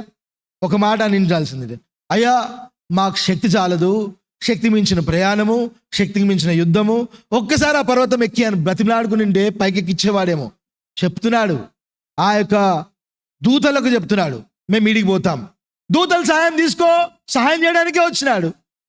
పరిశుద్ధుల సహాయము, దైవ సేవకుల సహాయం తీసుకోవడానికి భయపడతాం, ఇష్టపడము. నాకు ఇదైతే అనుకూలంగా ఉంటుంది, ఇదైతే అనుకూలంగా ఉంటుంది. దూత, వర్తమానికుడు, దైవ సేవకుడు, అతడు పలానా పర్వతానికి వెళ్ళాలి అని దేవుడు నీకు చెప్తున్నాడంటే, లేదన్నా ఇదైతే కుదురుతుంది. ఏమైతుంది? ప్రాణమైతే రక్షించుకున్నావు కానీ పరలోకానికి పోవు, అంతే. అదే అవుతుంది. ప్రాణమైతే రక్షించుకున్నావు కానీ నీతిమంతుడని పేరు పొందిన లోతు అపకీర్తి పాలైపోయినాడు, మద్యపానాసక్తుడైపోయినాడు, అపవిత్రుడైపోయినాడు. అంతవరకు సొంత కుమార్తెలు ఆ యొక్క సొదొమ గొమొర్రాలోని ఏ ఒక్కరూ చెరపకుండా కాపాడగలిగిన లోతు అనేక కుమార్తెల ద్వారా పాడైపోయిన వాడుగా మారుతూ వచ్చినాడు. ఏ కారణం? దగ్గరున్న కొండ వెతికిన కారణమే. దూరం ఉన్న కొండ దగ్గర పోదామంటే లేదు లేదు, నాకు నా కుమార్తెలకు కష్టం. ఆ కొండ మీదకి వెళ్ళింటే బహుశా కుమార్తెలకు భర్తలు దొరికేవారేమో, లేకపోతే బహుశా కుమార్తెల జీవితాలు వేరేగా ఉండేవేమో. లేదు, వినము, నాకు ఇది అనుకూలం. బిలాము విశ్వాసులు ఏ కొండ పడితే ఆ కొండెక్కి దేవుడు మాకు అనుకూలంగా పనిచేయాలంటారు. ఇది శిష్యుని యొక్క లక్షణం కాదు. తాను సొదొమలో బ్రతికి అపకీర్తి, అపవిత్రత, అజితేంద్రియము నివసించే స్థలంలో తన కుమార్తెలను కన్యకలుగా కాపాడిన వాడు కారణం చెప్పబడిన హెచ్చరికను నిర్లక్ష్యం చేసిన కారణం. ఏ మాట నీకు నేరుగా వచ్చిందో పూర్ణంగా సాగిలపడి దాన్ని స్వీకరించగలిగిన నాడే బ్రతుకుతా. చూడండి ఇంకో మాట,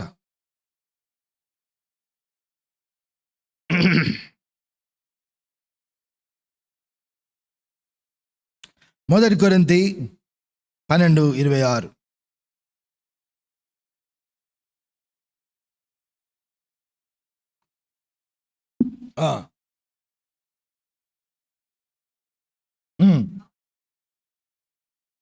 ఎందుకు మనం సహోదరులకు విశ్రాంతి తీసుకొని రావాలి అంటే, మన సహోదరులు క్రీస్తు యేసునందు అవయవములుగా సిద్ధపరచబడినప్పుడు వారికి శ్రమ కలిగితే మనందరికీ శ్రమే కదా. జ్వరం వస్తే ఒళ్ళంతా వేడెక్కిపోతుంది కదా, చెమటలు పడతాయి, అనారోగ్యం, తినలేం, శ్వాస కూడా పీల్చుకోలేం, అవునా కదా. మనలో ఏ ఒక్కరికి కీడు జరిగినా మనము దేవుని యొక్క ప్రేమ యొక్క ఎత్తు, వెడల్పు, లోతు, పొడవు అర్థం చేసుకోవడము అసాధ్యము. నువ్వు ఎంత నమ్మినా ఇది సాధ్యం కాదు. ఏం కాదులే, దేవుని నమ్మితే అన్ని సాధ్యం అనుకుంటున్నావేమో, సాధ్యమే కాదు. ఇంకో మాట చూద్దాం, అపోస్తలుల కార్యం 18:25.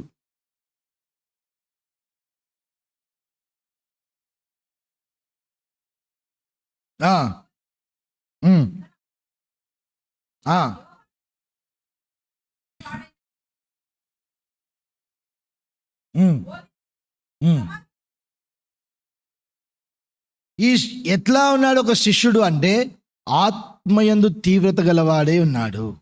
ఎలా ఉన్నాడు? రోషం కాదు. ఎలా ఉన్నాడు? ఆత్మయందు మహాశక్తి, తీవ్రమైన ఆసక్తి కలిగిన వాడిగా ఉన్నాడు. ప్రభు పనుల విషయంలో, ప్రభు చిత్తాన్ని నెరవేర్చిన విషయంలో, సత్యబోధ విషయంలో, సత్యమందు నువ్వు స్థాపింపబడిన ఆ సత్యమందు సత్క్రియలు చేయుటకు తీవ్రమైన ఆసక్తి కలిగి ఉండాలి. తీవ్రత కలిగి ఉండాలి, ఆత్మ తీవ్రత కలిగి ఉండాలి. అప్పుడు నువ్వు నిజమైన శిష్యుడు అని అర్థం. మందిరానికి రమ్మంటే ఆ పోదాంలే అంటావు అనుకో, నీలో తీవ్రత లేదని అర్థం. మీరందరు సమయానికి వచ్చినారు, మీరు సమయాన్ని పోనీయకుండా స్వద్వినియోగపరుచుకున్నారు. నేను మిమ్మల్ని ఏం తప్పట్టట్లేదు. ఇంకా అధికమైన తీవ్రత చేత మీరు మండాలి. దేవుని రాకడ అతి సమీపంగా ఉంది. ఇంట్లో ఉన్న, బయట ఉన్న, మీ సొంత పనుల్లో ఉన్న, ఏ పరిస్థితుల్లో ఉన్నా ఆత్మీయ తీవ్రతలో ఉండకపోతే శిష్యుడు కావు. ఇంకో మాట చూద్దాం. కొలస్సీ 4:12-13.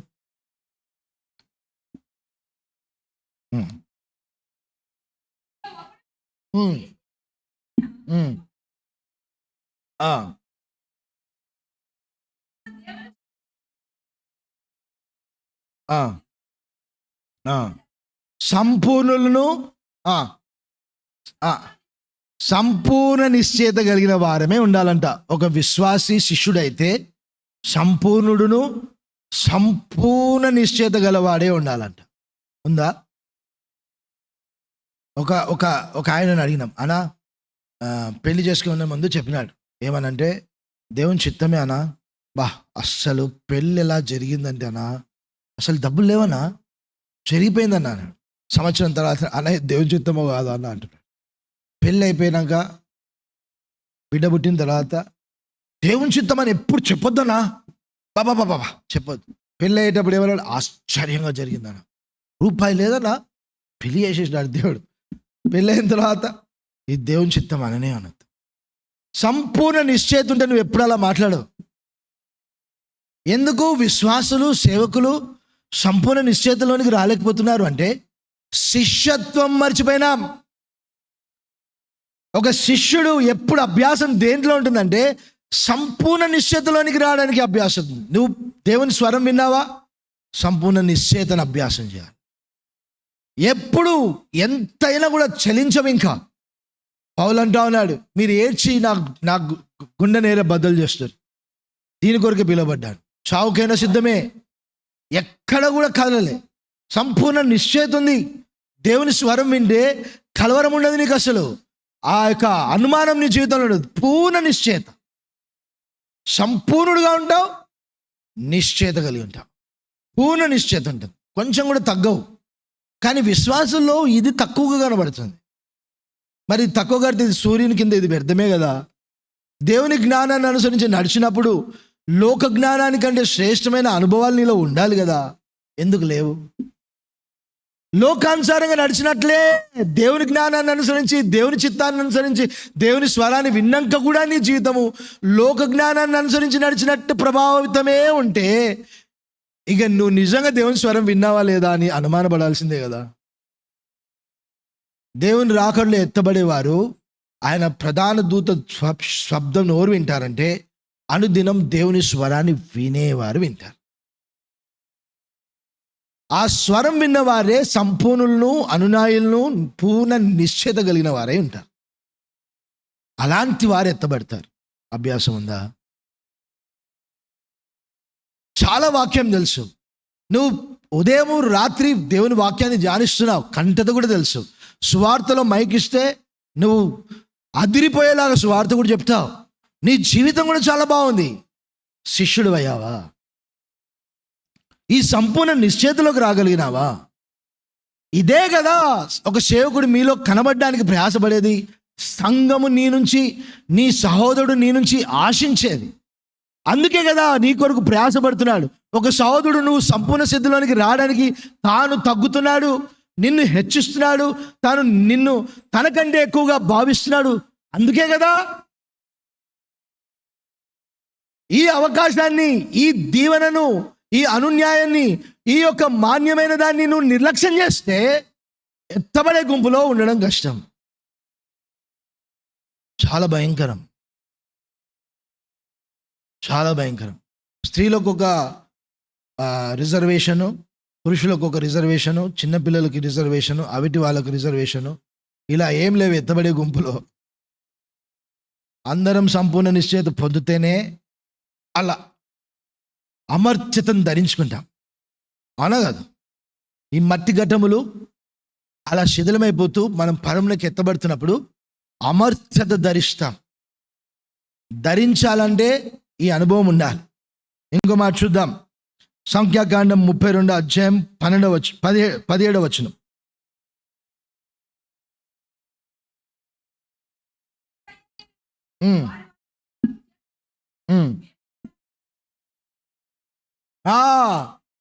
అందరికీ వారి వారి స్థలము, అంటే ఒకరిని ఏ పిలుపుకు పిలిచినాడో ఆ పిలుపుకు చేర్చేంత వరకు మేము యుద్ధంలో కొనసాగుతాం. ఇదే సహవాసం బిట. సహవాసం అంటే వచ్చి ప్రేమ విందు చేసి ఇంటికి వెళ్ళిపోవడం కాదు, చాపలేసి ఇంటికి వెళ్ళిపోవడం కాదు, ప్రేజ్ దొలాలు అంటే కాదు. సహవాసం అంటే ఏంటంటే నీ సహోదరుడు తన స్థలంలోనికి స్వాధీనపరుచుకున్నట్లు చేయు వరకు యుద్ధములలో నీవు పోరాడాలి. అదే సహవాసం అంటే. ఈ అపోస్తుల కార్యం 2:42లోని సహవాసం ఇదే. రొట్టె విరుచడానికి వచ్చిన బాగానే ఉంది, విశ్రాంతి పొందడానికి కూడా రావాలి, విశ్రాంతి వచ్చేలాగా చేయటం కూడా రావాలి. నువ్వు అందుకు 2 యుద్ధం చేయాలి. యోషువ గ్రంథంలో వారే తమ ఆహారాన్ని సిద్ధపరచుకున్నారు. నూతన నిబంధనలో ప్రభువే మనకు జీవాహారమైనాడు. ఆయనను తింటే చాలు. నువ్వు చేయాల్సింది ఇంకా ఆయన స్వరాన్ని సమకూర్చుకుంటూ ఇతరులకు విశ్రాంతి కలుగజేయనట్లు ప్రయాసపడాలి. ఇది చేసినావా ఎత్తబడే గుంపులో ఉంటావు. లేకపోతే నీకు ఒక విషయం ఏంటంటే బూర శబ్దం వినబడుతుంది కానీ నువ్వు సిద్ధపడే లోపల అందరు వెళ్ళిపోతారు కూడా. అప్పుడు నీకు అర్థమవుతుంది ఏంటంటే అయ్యో నేను విడవబడ్డాను. అప్పుడు ఏడ్చి రొమ్ములు కొట్టుకున్నా. అంత్యక్రీస్తు పరిపాలన ఎంత భయంకరంగా ఉంటుందంటే ఒక్కసారి ప్రపంచం అంతట్లో అంత్యక్రీస్తుకు స్వాతంత్ర్యం దొరికి నిన్ను రేషన్కి, బియ్యానికి, నూనెకు, డబ్బులకు, ప్రతి దానికి ఆయన చెప్పినట్టే లొంగేలాగా చేస్తాడు. చచ్చినట్లు లొంగాల్సిందే ఇంకా. కానీ నీకు లోపల తెలుసు ఎత్తబడిపోయినాను, సంఘం లేదు, పరిశుద్ధులు లేరు అని నీకు లోన తెలుసు. కానీ అవిధేయత చూపించడానికి కుదరదు. అవిధేయత చూపించడానికి కుదిరితే నువ్వు ధైర్యం చేస్తే బహుగా హింసించబడతావు. 3.5 సంవత్సరాలకు మోషే ఏలియాలు వచ్చి స్వార్థ చెప్పినప్పుడు నువ్వు కూడా యూదులతో పాటు రొమ్ము బాదుకుంటావు. కానీ రక్షణ పొందుతావు అనేది కష్టం. ఎందుకంటే యూదుల కొరకు వస్తాడు ఆయన సీయోను పర్వతం మీదకి. ఎంతగా బలవంత పెట్టబడతావంటే నువ్వు అస్సలు తప్పించుకోలేవు. ఇప్పుడైతే పరిశుద్ధాత్మ దేవుడు నీకున్నాడు, మోసగించువాడు, నాశనము తీసుకొచ్చువాడు నీకు సమీపముగా రాకుండా సంఘమును, సంఘ ప్రార్థనను ఆయనయు కంచెయ్యి ఉన్నారు. ఆయనే కాపాడువాడు. ఇప్పుడైతే నీకు అన్ని సాధ్యమే, నిన్ను నువ్వు సమకూర్చుకొని కట్టుకోవడానికి. ఆ రోజున నీకు ఏ కంచె ఉండదు, నీ చుట్టూ అగ్ని కంచెగా ఏది ఉండదు, నీ చుట్టూ అగ్ని ప్రాకారంగా ఏముండదు. దేవుని ఉద్దేశాలు నిన్ను కాపాడవు, దేవుని వాగ్దానాలు నీ కొరకు నిలువ ఉండవు. అప్పుడు ఇశ్రాయేలీయులకు మాత్రమే ఒక వాగ్దానం ఉంటుంది. ఇక భూమి మీద విడబడిన వారికి ఎవ్వరికి ఏ వాగ్దానం ఉండదు. ఇంత త్యాగము, ఇంతగా దేవుని ప్రేమించి విడవబడే గుంపులో ఉంటావా? దేవుడు చూడడు మనం ఎక్కడి నుంచి వచ్చాము, ఎలా వచ్చినాం చూడడు. పొట్టివాడైన జక్కయ్య పొట్టోడని వదిలేపోలే యేసు ప్రభు. బెతస్దా కోనేటి దగ్గర తనకు తాను సహాయం చేసుకోలేని వారిని వీడు సహాయం చేసుకోలేలే అని వదిలేసి వెళ్ళిపోలే. వారిని వదలని దేవుడు నిన్నెందుకు వదిలేస్తాడు? ఎత్తబడే గుంపులో ఉండడానికి, నీకు సహాయపడడానికి. నువ్వు ప్రయాసపడితే, నువ్వు శిష్యుడివై జీవిస్తే, నీకు ఇష్టం ఉంటే నీకు తోడుపడతాడు, నిన్ను బలపరుస్తాడు, నిన్ను బలవంతుని చేస్తాడు. నీ కుడి హస్తాన్ని బలపరుస్తాడు. తన కుడి హస్తం ద్వారా బలపరిచి అన్నిటి మీద ఉన్నత స్థలముల్లో నీళ్ళ మీద నడిపిస్తాడు, పర్వత శ్రేణుల మీద నడిపిస్తాడు, అగ్నిలో నడిపిస్తాడు. కానీ నీకు ఏది కాదు. కానీ నువ్వు లోకం యొక్క మూలపాఠాలని మనం ప్రసంగి 2లో చదివినట్టుగా లోకం యొక్క మూలపాఠాలని వెంబడిస్తూ వ్యర్థమైన వాటిని నీ జీవితంలో తీసుకొని వస్తే నువ్వు తిని త్రాగుట నీకు మేలే కానీ అది నీకు దీవెనగా దేవుడు దీవించడు. అదే సమస్య. చూడండి ఒక మాట, 1 కొరింథీ 7:22. 1 కొరింథీ 7:22. ప్రభు వలన స్వాతంత్రం పొందినవాడు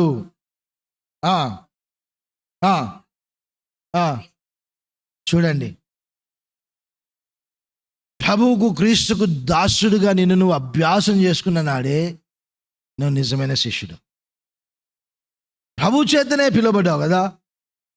మీలో ఎవరైనా ప్రభు పిలవలేదా మిమ్మల్ని? ప్రభే కదా పిలిచింది. మరి ఆయనకు దాసులైతే బాగుంటుంది కదా. లోకం యొక్క మూలపాఠాలకు, మనుషుని యొక్క దురుద్దేశాలకు, దురాభిమాన పాపాలకు ఎంతకాలం దాసుడుగా అంటావు? నీకున్న భయాలకు ఎంతకాలం దాసుడు అంటావు? 2 తలంపులకు ఎంతకాలం దాసుడుగా ఉంటావు? ప్రభు రాకడ చాలా సమీపం. మీకు ఒక విషయం చెప్తాను, సమయం అయిపోతుంది కాబట్టి.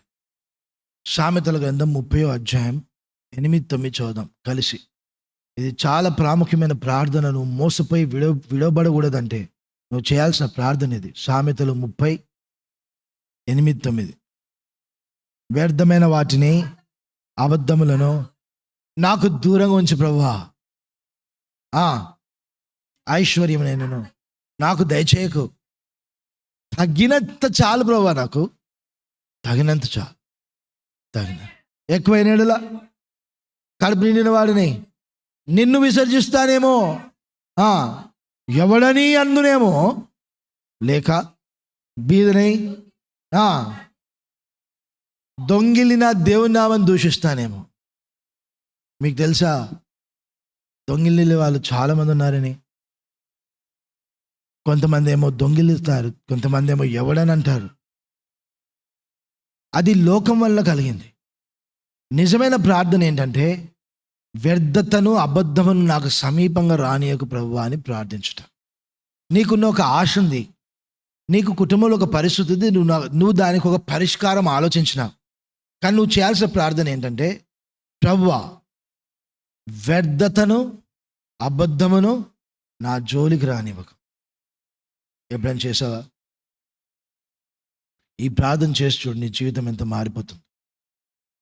అనేకసార్లు దేవుని రాకడికి సిద్ధపాటులో నాకు ఇది లేదు ప్రభువా, నాకు ఇది లేదు ప్రభువా, నాకు ఇది లేదు ప్రభువా, నాకు లేదు ప్రభువా, నాకు లేదు ప్రభువా, నువ్వు మంచివాడవు దేవా, నువ్వు అందరికి ఇస్తావు దేవా, నువ్వు అందరినీ ప్రేమిస్తావు దేవా. ఈ ప్రార్థనలతోటి అలసిపోయిన నీకు దేవుడు ఇంతవరకు ఏమీ ఇవ్వలేదని నాకు కూడా తెలుసు. ఒక ఇల్లు ఇస్తే ఏంటి, ఒక బంగ్లా ఇస్తే ఏంటి, ఒక కారు ఇస్తే ఏంటి, అది నిత్యత్వంలో నీతో పాటు ఏమైనా ఎత్తబడుతుందా? నీతో పాటు ఎత్తబడేటివి నీలో కార్యసాధకమై నీకు సంపూర్ణ సిద్ధి కలుగజేసినప్పుడు, బంగారం వీధుల్లో ఆయనతో పాటు సంచరిస్తూ బంగారం సింహాసనం, ఆ తేజో సింహాసనం మీద నువ్వు కూర్చున్నప్పుడు నువ్వెంత ధన్యుడివైతావు. ఒక విశ్వాసి తేజో సంబంధమైన యుద్ధోపకరణములు, దేవుని సర్వాంగ కవచమును ధరించి దేవుణ్ణి ఎదుర్కోవాలి. అంధకార సంబంధమైన వాటన్నిటిని ఎదిరించి అత్యధికమైన విజయం పొంది దేవునిని ముఖాముఖిగా చూడాలి ఒక విశ్వాసి. దానికి అభ్యాసం దేంట్లో ఉండాలంటే, తేజో సంబంధమైన యుద్ధోపకరణాలను ధరించుట్లో ఉండాలి. సర్వాంగ కవచమును ధరించుట యందు అభ్యాసం ఉండాలి. ఈ రెండింటి అభ్యాసం లేనివాడు ఆ యొక్క అమర్త్యతను ధరించడం అసంభవం. అర్థమైందా? ఇంతవరకు జీవించిన జీవితము కొంచెంగా కనబడుతుందా? అయ్యో దేవుని ఎదుట ఆయన మమ్మల్ని కనుక తూకం వేస్తే ఎక్కడ కూడా సరిపోమని అర్థమైందా? దేవుని అక్కడ చాలా దగ్గరుంది. అబద్ధము, వ్యర్థత అనేకసార్లు నీ ప్రార్థన యొక్క ముఖ్యాంశం అయిపోయింది. తెలుసా నీకు? ఏ అబద్ధం నేను మోసం చేస్తుందో అదే కావాలని బ్రతిమలాడుకున్నావు. ఏ వ్యర్థత నీ జీవితాన్ని వ్యర్థంగా మార్చి జ్ఞానిని అజ్ఞానిని సమరూపంలో చూసి అదే మంటికి తీసుకుపోతావు, దాని కొరకు నువ్వు ఉపవాసాలుండి ప్రయాసపడి పోరాడినావు. పరలోకంలో నీకు ఏం సంపద ఉంటుంది? పరలోకంలో నీకు ఏం ఆస్తి ఉంటుంది? భూమి మీద దరిద్రుడవే, అన్ని కోల్పోయి భూమి మీద దరిద్రుడే, పరలోకంలో కూడా దరిద్రుడవే. ఏదో ఒక మూలంలో ఏడుస్తా ఉంటే ప్రభు వచ్చి నీ బాష్ప బిందులు తుడడానికి కానీ ఆత్మీయ జీవితం. ఎంతమందికి పరలోకంలో దరిద్రులుగా ఉండాలని ఆశను చేయొద్దండి, ఎత్తండి, ఏం కాదు. పరలోకంలో నిత్యత్వానికి దరిద్రులమై ఉంటామని చెప్పి. ఎంతమందికి పరలోకంలో ఐశ్వర్యవంతులమై, క్రీస్తు మహిమైశ్వర్యము అనుగ్రహ ఐశ్వర్యము, మహిమైశ్వర్యము, కృపైశ్వర్యము అనుభవించాలి. మాకు ఆ ఐశ్వర్యం ద్వారా నిత్యమైన విలువైన ఐశ్వర్యాన్ని, వాడబారని ఐశ్వర్యాన్ని మేము సంపాదించుకోవాలని ఎంతమందికి ఆశం చేయొద్దండి. నిజంగా ఎత్తండి. నేను చెప్పింది మీకు అర్థం కాలే కదా? అర్థం కాలే కదా? ఆ ఆశ లేదు, ఈ ఆశ లేదు, ఇంకా మరి లోకమునన్నా వెంబడిస్తే అయిపోతుంది కదా. ఆ ఆశ లేదు, ఈ ఆశ లేదు, లోకమును వెంబడిస్తే బాగుండు కదా. కనీసం వాడన్నా మీకు పాడైపోయి ఇస్తాడు, పెంటలో పడేసి ఇస్తాడు. అదన్నా దీన్ని బతకండి. నిజంగా శిష్యుడవైతే అక్కడే నా స్వాస్థ్యం, పునాదులు గల పట్నం అది, అక్కడ నా ఐశ్వర్యం, నాకిచ్చే ఆయుష్, నాకిచ్చే ఆరోగ్యం, అక్కడ ఆస్తిని సంపాదించుకోవడానికి ఉపయోగిస్తాను. నాకు ఇచ్చిన ప్రతి ఈవి, ప్రతి వరము, ప్రతి కృపావరము, ప్రతి అభిషేకం, ప్రతి పిలుపు అక్కడ ఐశ్వర్యాన్ని సంపాదించుకోవడానికి ఉపయోగిస్తానని తీర్మానించుకొని జీవించేవాడు ధన్యుడు. అట్టివాడు మహోన్నతిని చాటున నివసించేవాడు, సర్వోన్నతిని నీడని నివసించేవాడు. అలాంటి వాడు ధన్యుడు. అతను యుగ యుగములు ఆయనతో ఏకమై జీవిస్తాడు. అతని నీడలో ఉండడు, ఇంకా అతనిలోనే ఏకమై జీవిస్తాడు. ఎప్పుడైనా తీర్మానించావా?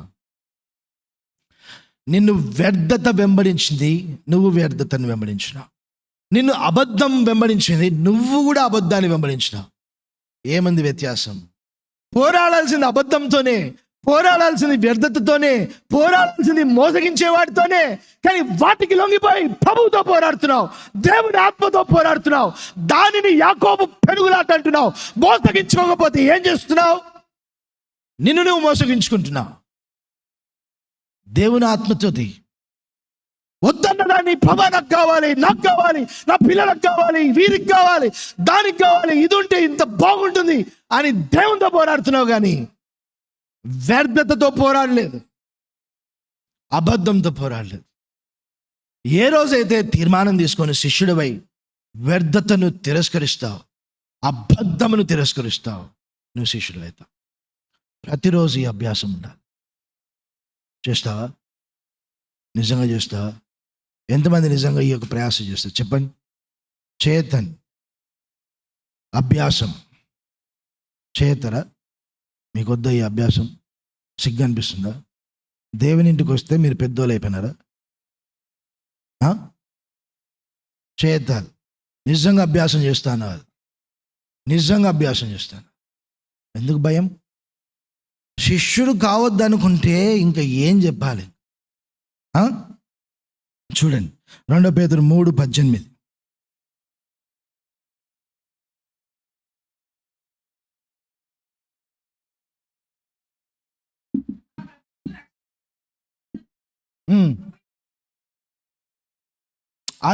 కృపయందు జ్ఞానమందు ఏం కావాలంటే శిష్యుడు అభివృద్ధి పొందాలంట. అదే మన అభ్యాసం. ఈ అభ్యాసంలో నువ్వు ఉన్నప్పుడు దేవుని యొక్క కృప అందరికీ ప్రత్యక్షమవుతుంది. నీలో దేవుని యొక్క కృపావరములు ప్రత్యక్షమవుతాయి. దేవుని కొరకు ఆత్మఫలములు ఫలించగలుగుతావు. ఇది చాలా ప్రాముఖ్యం. ఇది గనుక సంభవిస్తే ఒక విషయం మన జీవితంలో జరగాలి. ఏంటో తెలుసా? రండి 2 కొరింథీ 2:9. ఇది చదువుకొని ముగించుకున్నాం. 2 కొరింథీ 2:9.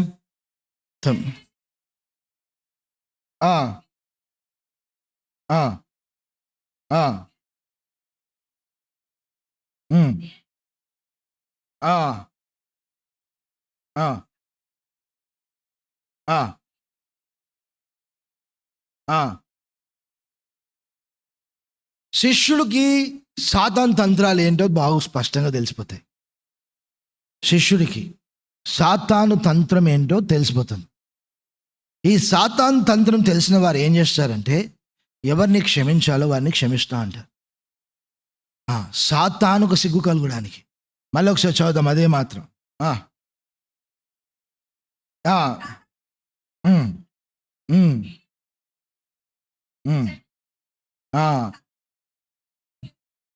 ఏరుగని వారం కాము. ఇప్పుడు 9వ వచనం అందరం బిగ్గరగా, మీరు అన్ని విషయములందు విధేయులై ఉన్నారేమో అని మీ యోగ్యత తెలుసుకున్నట్టుకే కదా పూర్వము రాసి. ఒక శిష్యుడు అన్ని విషయములలో ఏమై ఉంటాడంట? విధేయుడైనాడని ఆ విధేయత యొక్క యోగ్యత కనపరుస్తాడు అన్ని విషయాల్లో. మొదటి రాజుల గ్రంథం 13 అధ్యాయంలో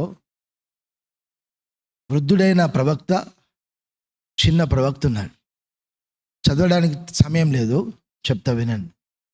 చిన్న ప్రవక్తను పోయి, యోషేయ రాజు లేస్తాడు, ఇప్పుడు నీవు నడిపిస్తున్న వాటిని దేవుడు తునాతునకలు చేస్తాడని ప్రవచించమని ఈ చిన్న ప్రవక్తను పంపించినాడు. పోయేటప్పుడు ఎవరితో మాట్లాడొద్దు, ఎవరైనా ఆహారం పెడితే తినొద్దు, పోయిన దారిన తిరిగి రావద్దన్నాడు. అన్నాడా? శిష్యుడు ప్రభా సంతోషం అని చెప్పి పోయినాడు. పోతే ఏమైంది? తిరిగి వస్తున్నాడు చెప్పేసి వస్తూ ఉంటే పెద్ద ప్రవక్త వచ్చినాడు. ఆయనకు తెలిసింది చిన్న ప్రవక్త వచ్చినాడని. పోయి అన్నాడు, ఇప్పుడే దేవదూత వచ్చింది, నీకు అన్నం పెట్టమని చెప్పిందంట. పోయినాడు తినడానికి. తిరిగి వచ్చే లోపల ఏమైంది? సింహము చీల్చేసి. ఈయనకి దేవుడు చెప్పినాడు, పెద్ద ప్రవక్తకు దేవదూత చెప్పింది. అక్కడే తేడా అర్థమైపోవాలా లేదా? నాకు దేవుడు చెప్పినాడు, నీకు దేవదూత చెప్పింది ఎందుకు అని అడగాలనా లేదా? ఒకసారి సరే ఇద్దరం పరీక్షించుకుందాము, ఇది యెహోవా స్వరమో కాదో అని అనాలా లేదా? పోనీ మాట్లాడొద్దంటే ఎందుకు మాట్లాడినావు?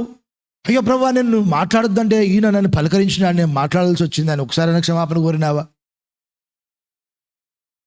అన్ని విషయములలో యోగ్యత. అనుకోనని సమయంలో, అనుకున్న సమయంలో, సిద్ధపడని సమయంలో, సిద్ధపడుతున్న సమయంలో, ఏ సమయంలోనూ యోగ్యత కనపరుచుకునే విధేయత నాలో ఉంటేనే మనము శిష్యులము. ప్రభా నువ్వు చెప్పినట్టయితే పోయినాను, తిరిగైతే రాలేకపోయినానంటే శిష్యులమవుతామా? అవ్వం. ఇదే సమస్య. పోయినవాడు తిరిగి రావాలి, కానీ తిరిగి వచ్చేటప్పుడు పోకూడని ఏ దారి గుండా రావద్దు, ఆ దారి గుండా రావద్దు. కానీ ప్రవక్త మాట విన్నాడు, పోయినాడు, ఆ ఇంట బస చేసినాడు, తిన్నాడు. తింటుంటే ఎవరైతే అన్నం పెట్టి దేవదూత నీకు అన్నం పెట్టమని చెప్పిందో ఆయన మీదకే దేవుని ఆత్మ వచ్చిందంట. దేవుని ఆత్మ వచ్చి ఏమన్నదంట, నువ్వు పోయిన మార్గంన సింహం నేను చీల్చేస్తుందని చెప్పినాడు. పిలిచింది ఎవరు? ఆయన్నే.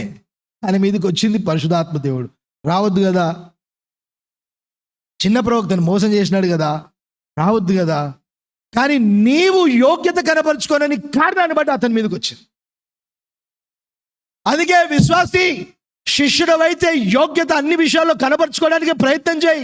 ఏ సమయంలో మోసపోతావు, ఎలా మోసపోతావు, ఎందుకు మోసపోతావు, నువ్వు తెలియని రీతిలో మోసపోతావు. కీడ్ని మీదకి వచ్చేస్తుంది. దేవుని రాకడ అతి సమీపంగా ఉంది. ఆ దినము నీకు ఆకస్మికంగా తటస్థించకుండానట్లు అన్ని విషయాలలో సిద్ధపాటు కలిగి ఉండు. ప్రార్థనలోకి వెళ్దాం.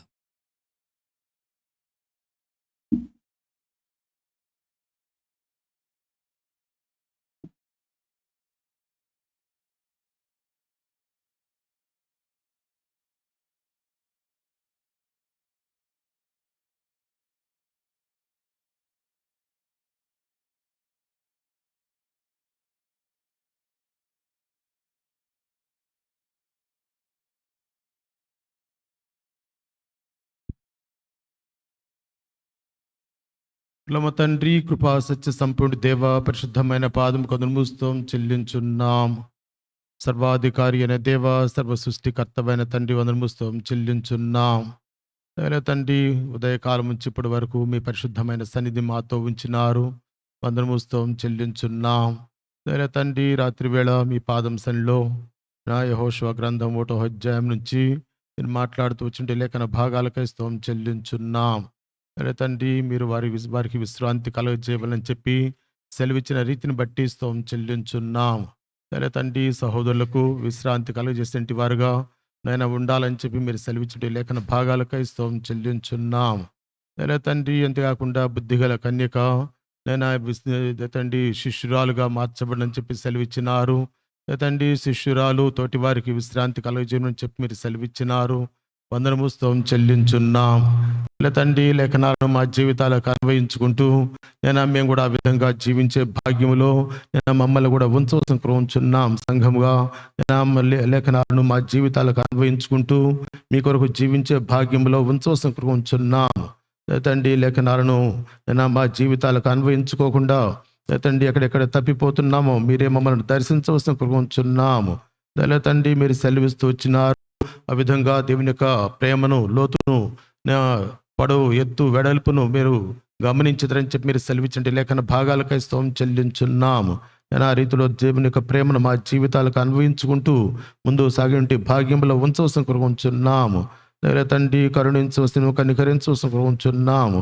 తండ్రి అంతేకాకుండా నీవు ఉపేక్షించుకొని అని చెప్పి సెలవిచ్చినారు. మమ్మల్ని మేము ఉపేక్షించుకుంటూ సిలువను ధరించుకొని ముందు సాగి భాగ్యంలో మమ్మల్ని ఉంచవలసిన కొరకుంటున్నాము. తండ్రి అంతేకాకుండా శిష్యుల కొరకు మీరు రాత్రి అంతా కూడా ప్రార్థన చేసి శిష్యులను ఏర్పరచుకుంటే దేవుడు వినేందుకు స్తోత్రం చెల్లించున్నాము. రీతిలో సంఘముగా శిష్యులుగా సిద్ధపరచుకుంటే మీ యొక్క మహాప్రేమకై స్తోత్రం చెల్లించున్నాము. కరుణించుము, కనికరించు ఉంచున్నాము. లోతు యొక్క భార్య వెనక్కి తిరిగి ఉప్పు స్తంభమైనని చెప్పి సెలవిచ్చినట్టు హెచ్చరికను బట్టి కూడా స్తోత్రం చెల్లించున్నాము. తండ్రి మీరు సెలవిచ్చినట్టు మాటలకు సంపూర్ణ విధేయత చూపించక నష్టపోయినట్టు లోతు భార్యను మీరు మా దృష్టికి వచ్చినారు. వందనము స్తోత్రం చెల్లించున్నాము. అంత మాత్రం కాకుండా లోతు యొక్క సంతానాన్ని కూడా మీరు మా దృష్టికి హెచ్చరికగా తీసుకొచ్చిన రీతిని బట్టి కూడా స్తోత్రం చెల్లించున్నాము. తండ్రి తనైతే దూరంగా నుండి కొండకు వెళ్ళలేను, దగ్గరగా నుండి కొండకు వెళదానని చెప్పి తనకు తానుగా ఇచ్చినటువంటి సలహాను తృణీకరించి వ్యతిరేకించినటువంటి జీవితాలు మా జీవితాల్లో ఉండకున్నట్లు మీరే సాయం చేసి ఉంచున్నాము. లేఖనాలను మా జీవితాలకు అన్వయించుకుంటూ హెచ్చరికను స్వీకరించినటువంటి భాగ్యంలో ఉంచవలసిన కొరకు ఉంచున్నాము. అంతేకాకుండా మీరు ఆ పాప బంధకాల నుంచి మమ్మల్ని విడిపించి మమ్మల్ని స్వతంత్రులుగా చేసినటువంటి దేవుడవు వందనము స్తోత్రం చెల్లించున్నాం. తిరిగి యొక్క స్వతంత్రతను శరీర కార్యాలకు హేతువు చేసుకోకుండానట్లు శరీర కార్యాలను తిరిగి చేస్తూ దేవుని నామానికి, సంఘానికి అవమానం తెచ్చినటువంటి వారంగా మేము ఉండకుండానట్లు మీరే మమ్మల్ని దర్శించవలసిన కొరకుంటున్నాము. కరుణించవలసిన, కనికరించవలసిన కొరకుంటున్నాము. తండ్రి ఎంత మాత్రం కాకుండా మీరు సెలవిస్తూ వచ్చినారు. శరీరంలోని ఒక అవయవం శ్రమ పడినప్పుడు మిగిలిన అవయవాలు కూడా శ్రమ పడినని చెప్పి ఆ రీతిలోనైనా తోటివారి నిమిత్తము మేము కూడా పట్టింపు భారము కలిగి తోటివారి యొక్క విశ్రాంతి కొరకు ప్రార్థన చేసిన భాగ్యములో మమ్మల్ని ఉంచవలసిన కొరకు ఉంచున్నాము. కరుణించవలసిన, కనికరించవచ్చున్నాము. ఆత్మయందు తీవ్రత కలిగినటి వారుగా మమ్మల్ని ఉంచవలసిన కొరకు ఉంచున్నాము. తండ్రి ఆ రీతిలో లేఖనాలను ఆ జీవితాలలో మా యొక్క హృదయాంతరంగాలలో భద్రపరచవలసిన, సాతాను ఎత్తుకొని పోకున్నట్లు మీరే కంచి వ్యవస్థను కొరకుంటున్నాము. తండ్రి రాత్రి వేళ చేరుచుంటే వీళ్ళందరూ కూడా జ్ఞాపించున్నాము. అబద్ధమునకు, అసత్యమునకు మమ్మల్ని దూరంగా ఉంచవలసిన కొరకుంటున్నాము. కరుణించవలసిన, కనికరించవచ్చున్నాము.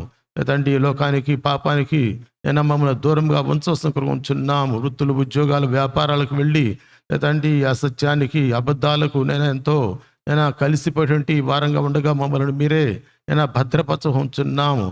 వాటికి వ్యతిరేకంగా మీ పాంశంలో నిలిచి ఉండేటువంటి భాగ్యములో సంఘం మమ్మల్ని ఉంచున్నాము. ఆ రీతిలో శిష్యులుగా మమ్మల్ని సిద్ధపరిచి సంఘాన్ని సిద్ధపరుస్తూ మీ యొక్క రాకడ కొరకు సిద్ధపరచుంటే మీ ప్రేమంతటిని బట్టి కూడా స్తోత్రం చెల్లించున్నాము. హెచ్చరిగా తీసుకొచ్చి లేఖన భాగాలన్నిటి కూడా మా యొక్క హృదయాల్లో భద్రపరుచుకుంటూ మీ కొరకు జీవించే భాగ్యంలో మమ్మల్ని ఉంచవలసిన కొరకుంచు. చేరువచ్చిన వీళ్ళందరినీ పేరు పేరుని దీవించవలసిన కొరకుంచు. తిరిగి బయలుదేర్చుండే మీ తోడుస్తున్న కృపాక్షణలు కొరకుంచు. ప్రభును ప్రియరక్షణ యేసుక్రీస్తు దివ్యమైన నామమున వేడుకొని ప్రార్థించున్నాము తండ్రి, ఆమేన్.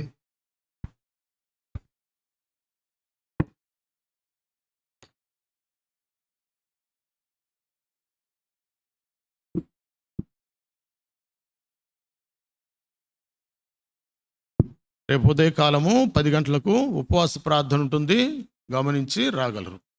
యథావిధిగా ఉపవాస ప్రార్థన ఉంటుంది కాబట్టి మీరు మీతో పాటు ఇంకా అనేకులను తీసుకొని రావాలని చెప్పి మనవి చేస్తున్నాం. వాతావరణం కూడా చాలా దేవుడు అనుకూలపరిచినాడు. అంతేకాకుండా కొంత రోడ్లు అనానుకూలంగా ఉండవచ్చు, కానీ దయచేసి రావాలని చెప్పి మనవి చేస్తున్నాము. కాబట్టి మీతో పాటు ఇంకా అనేకులను దేవునికి నడిపించగలరు. ప్రార్థన చేసుకుంటాం.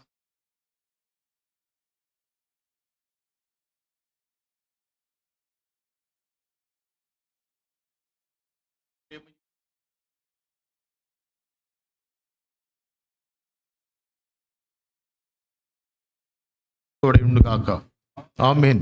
సిద్ధపడుమిప్పుడే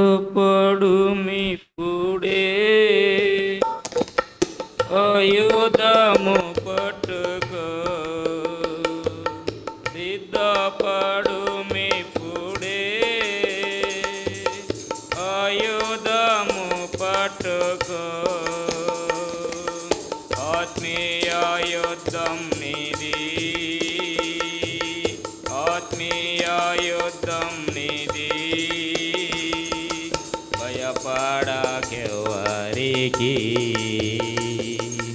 మేల్కొమ్ము ఓ కావలి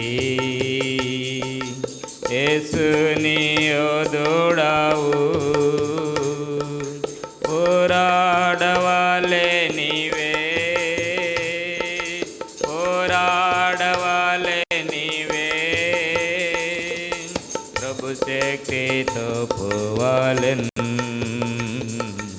మేల్కొమ్ము ఓ కావలి.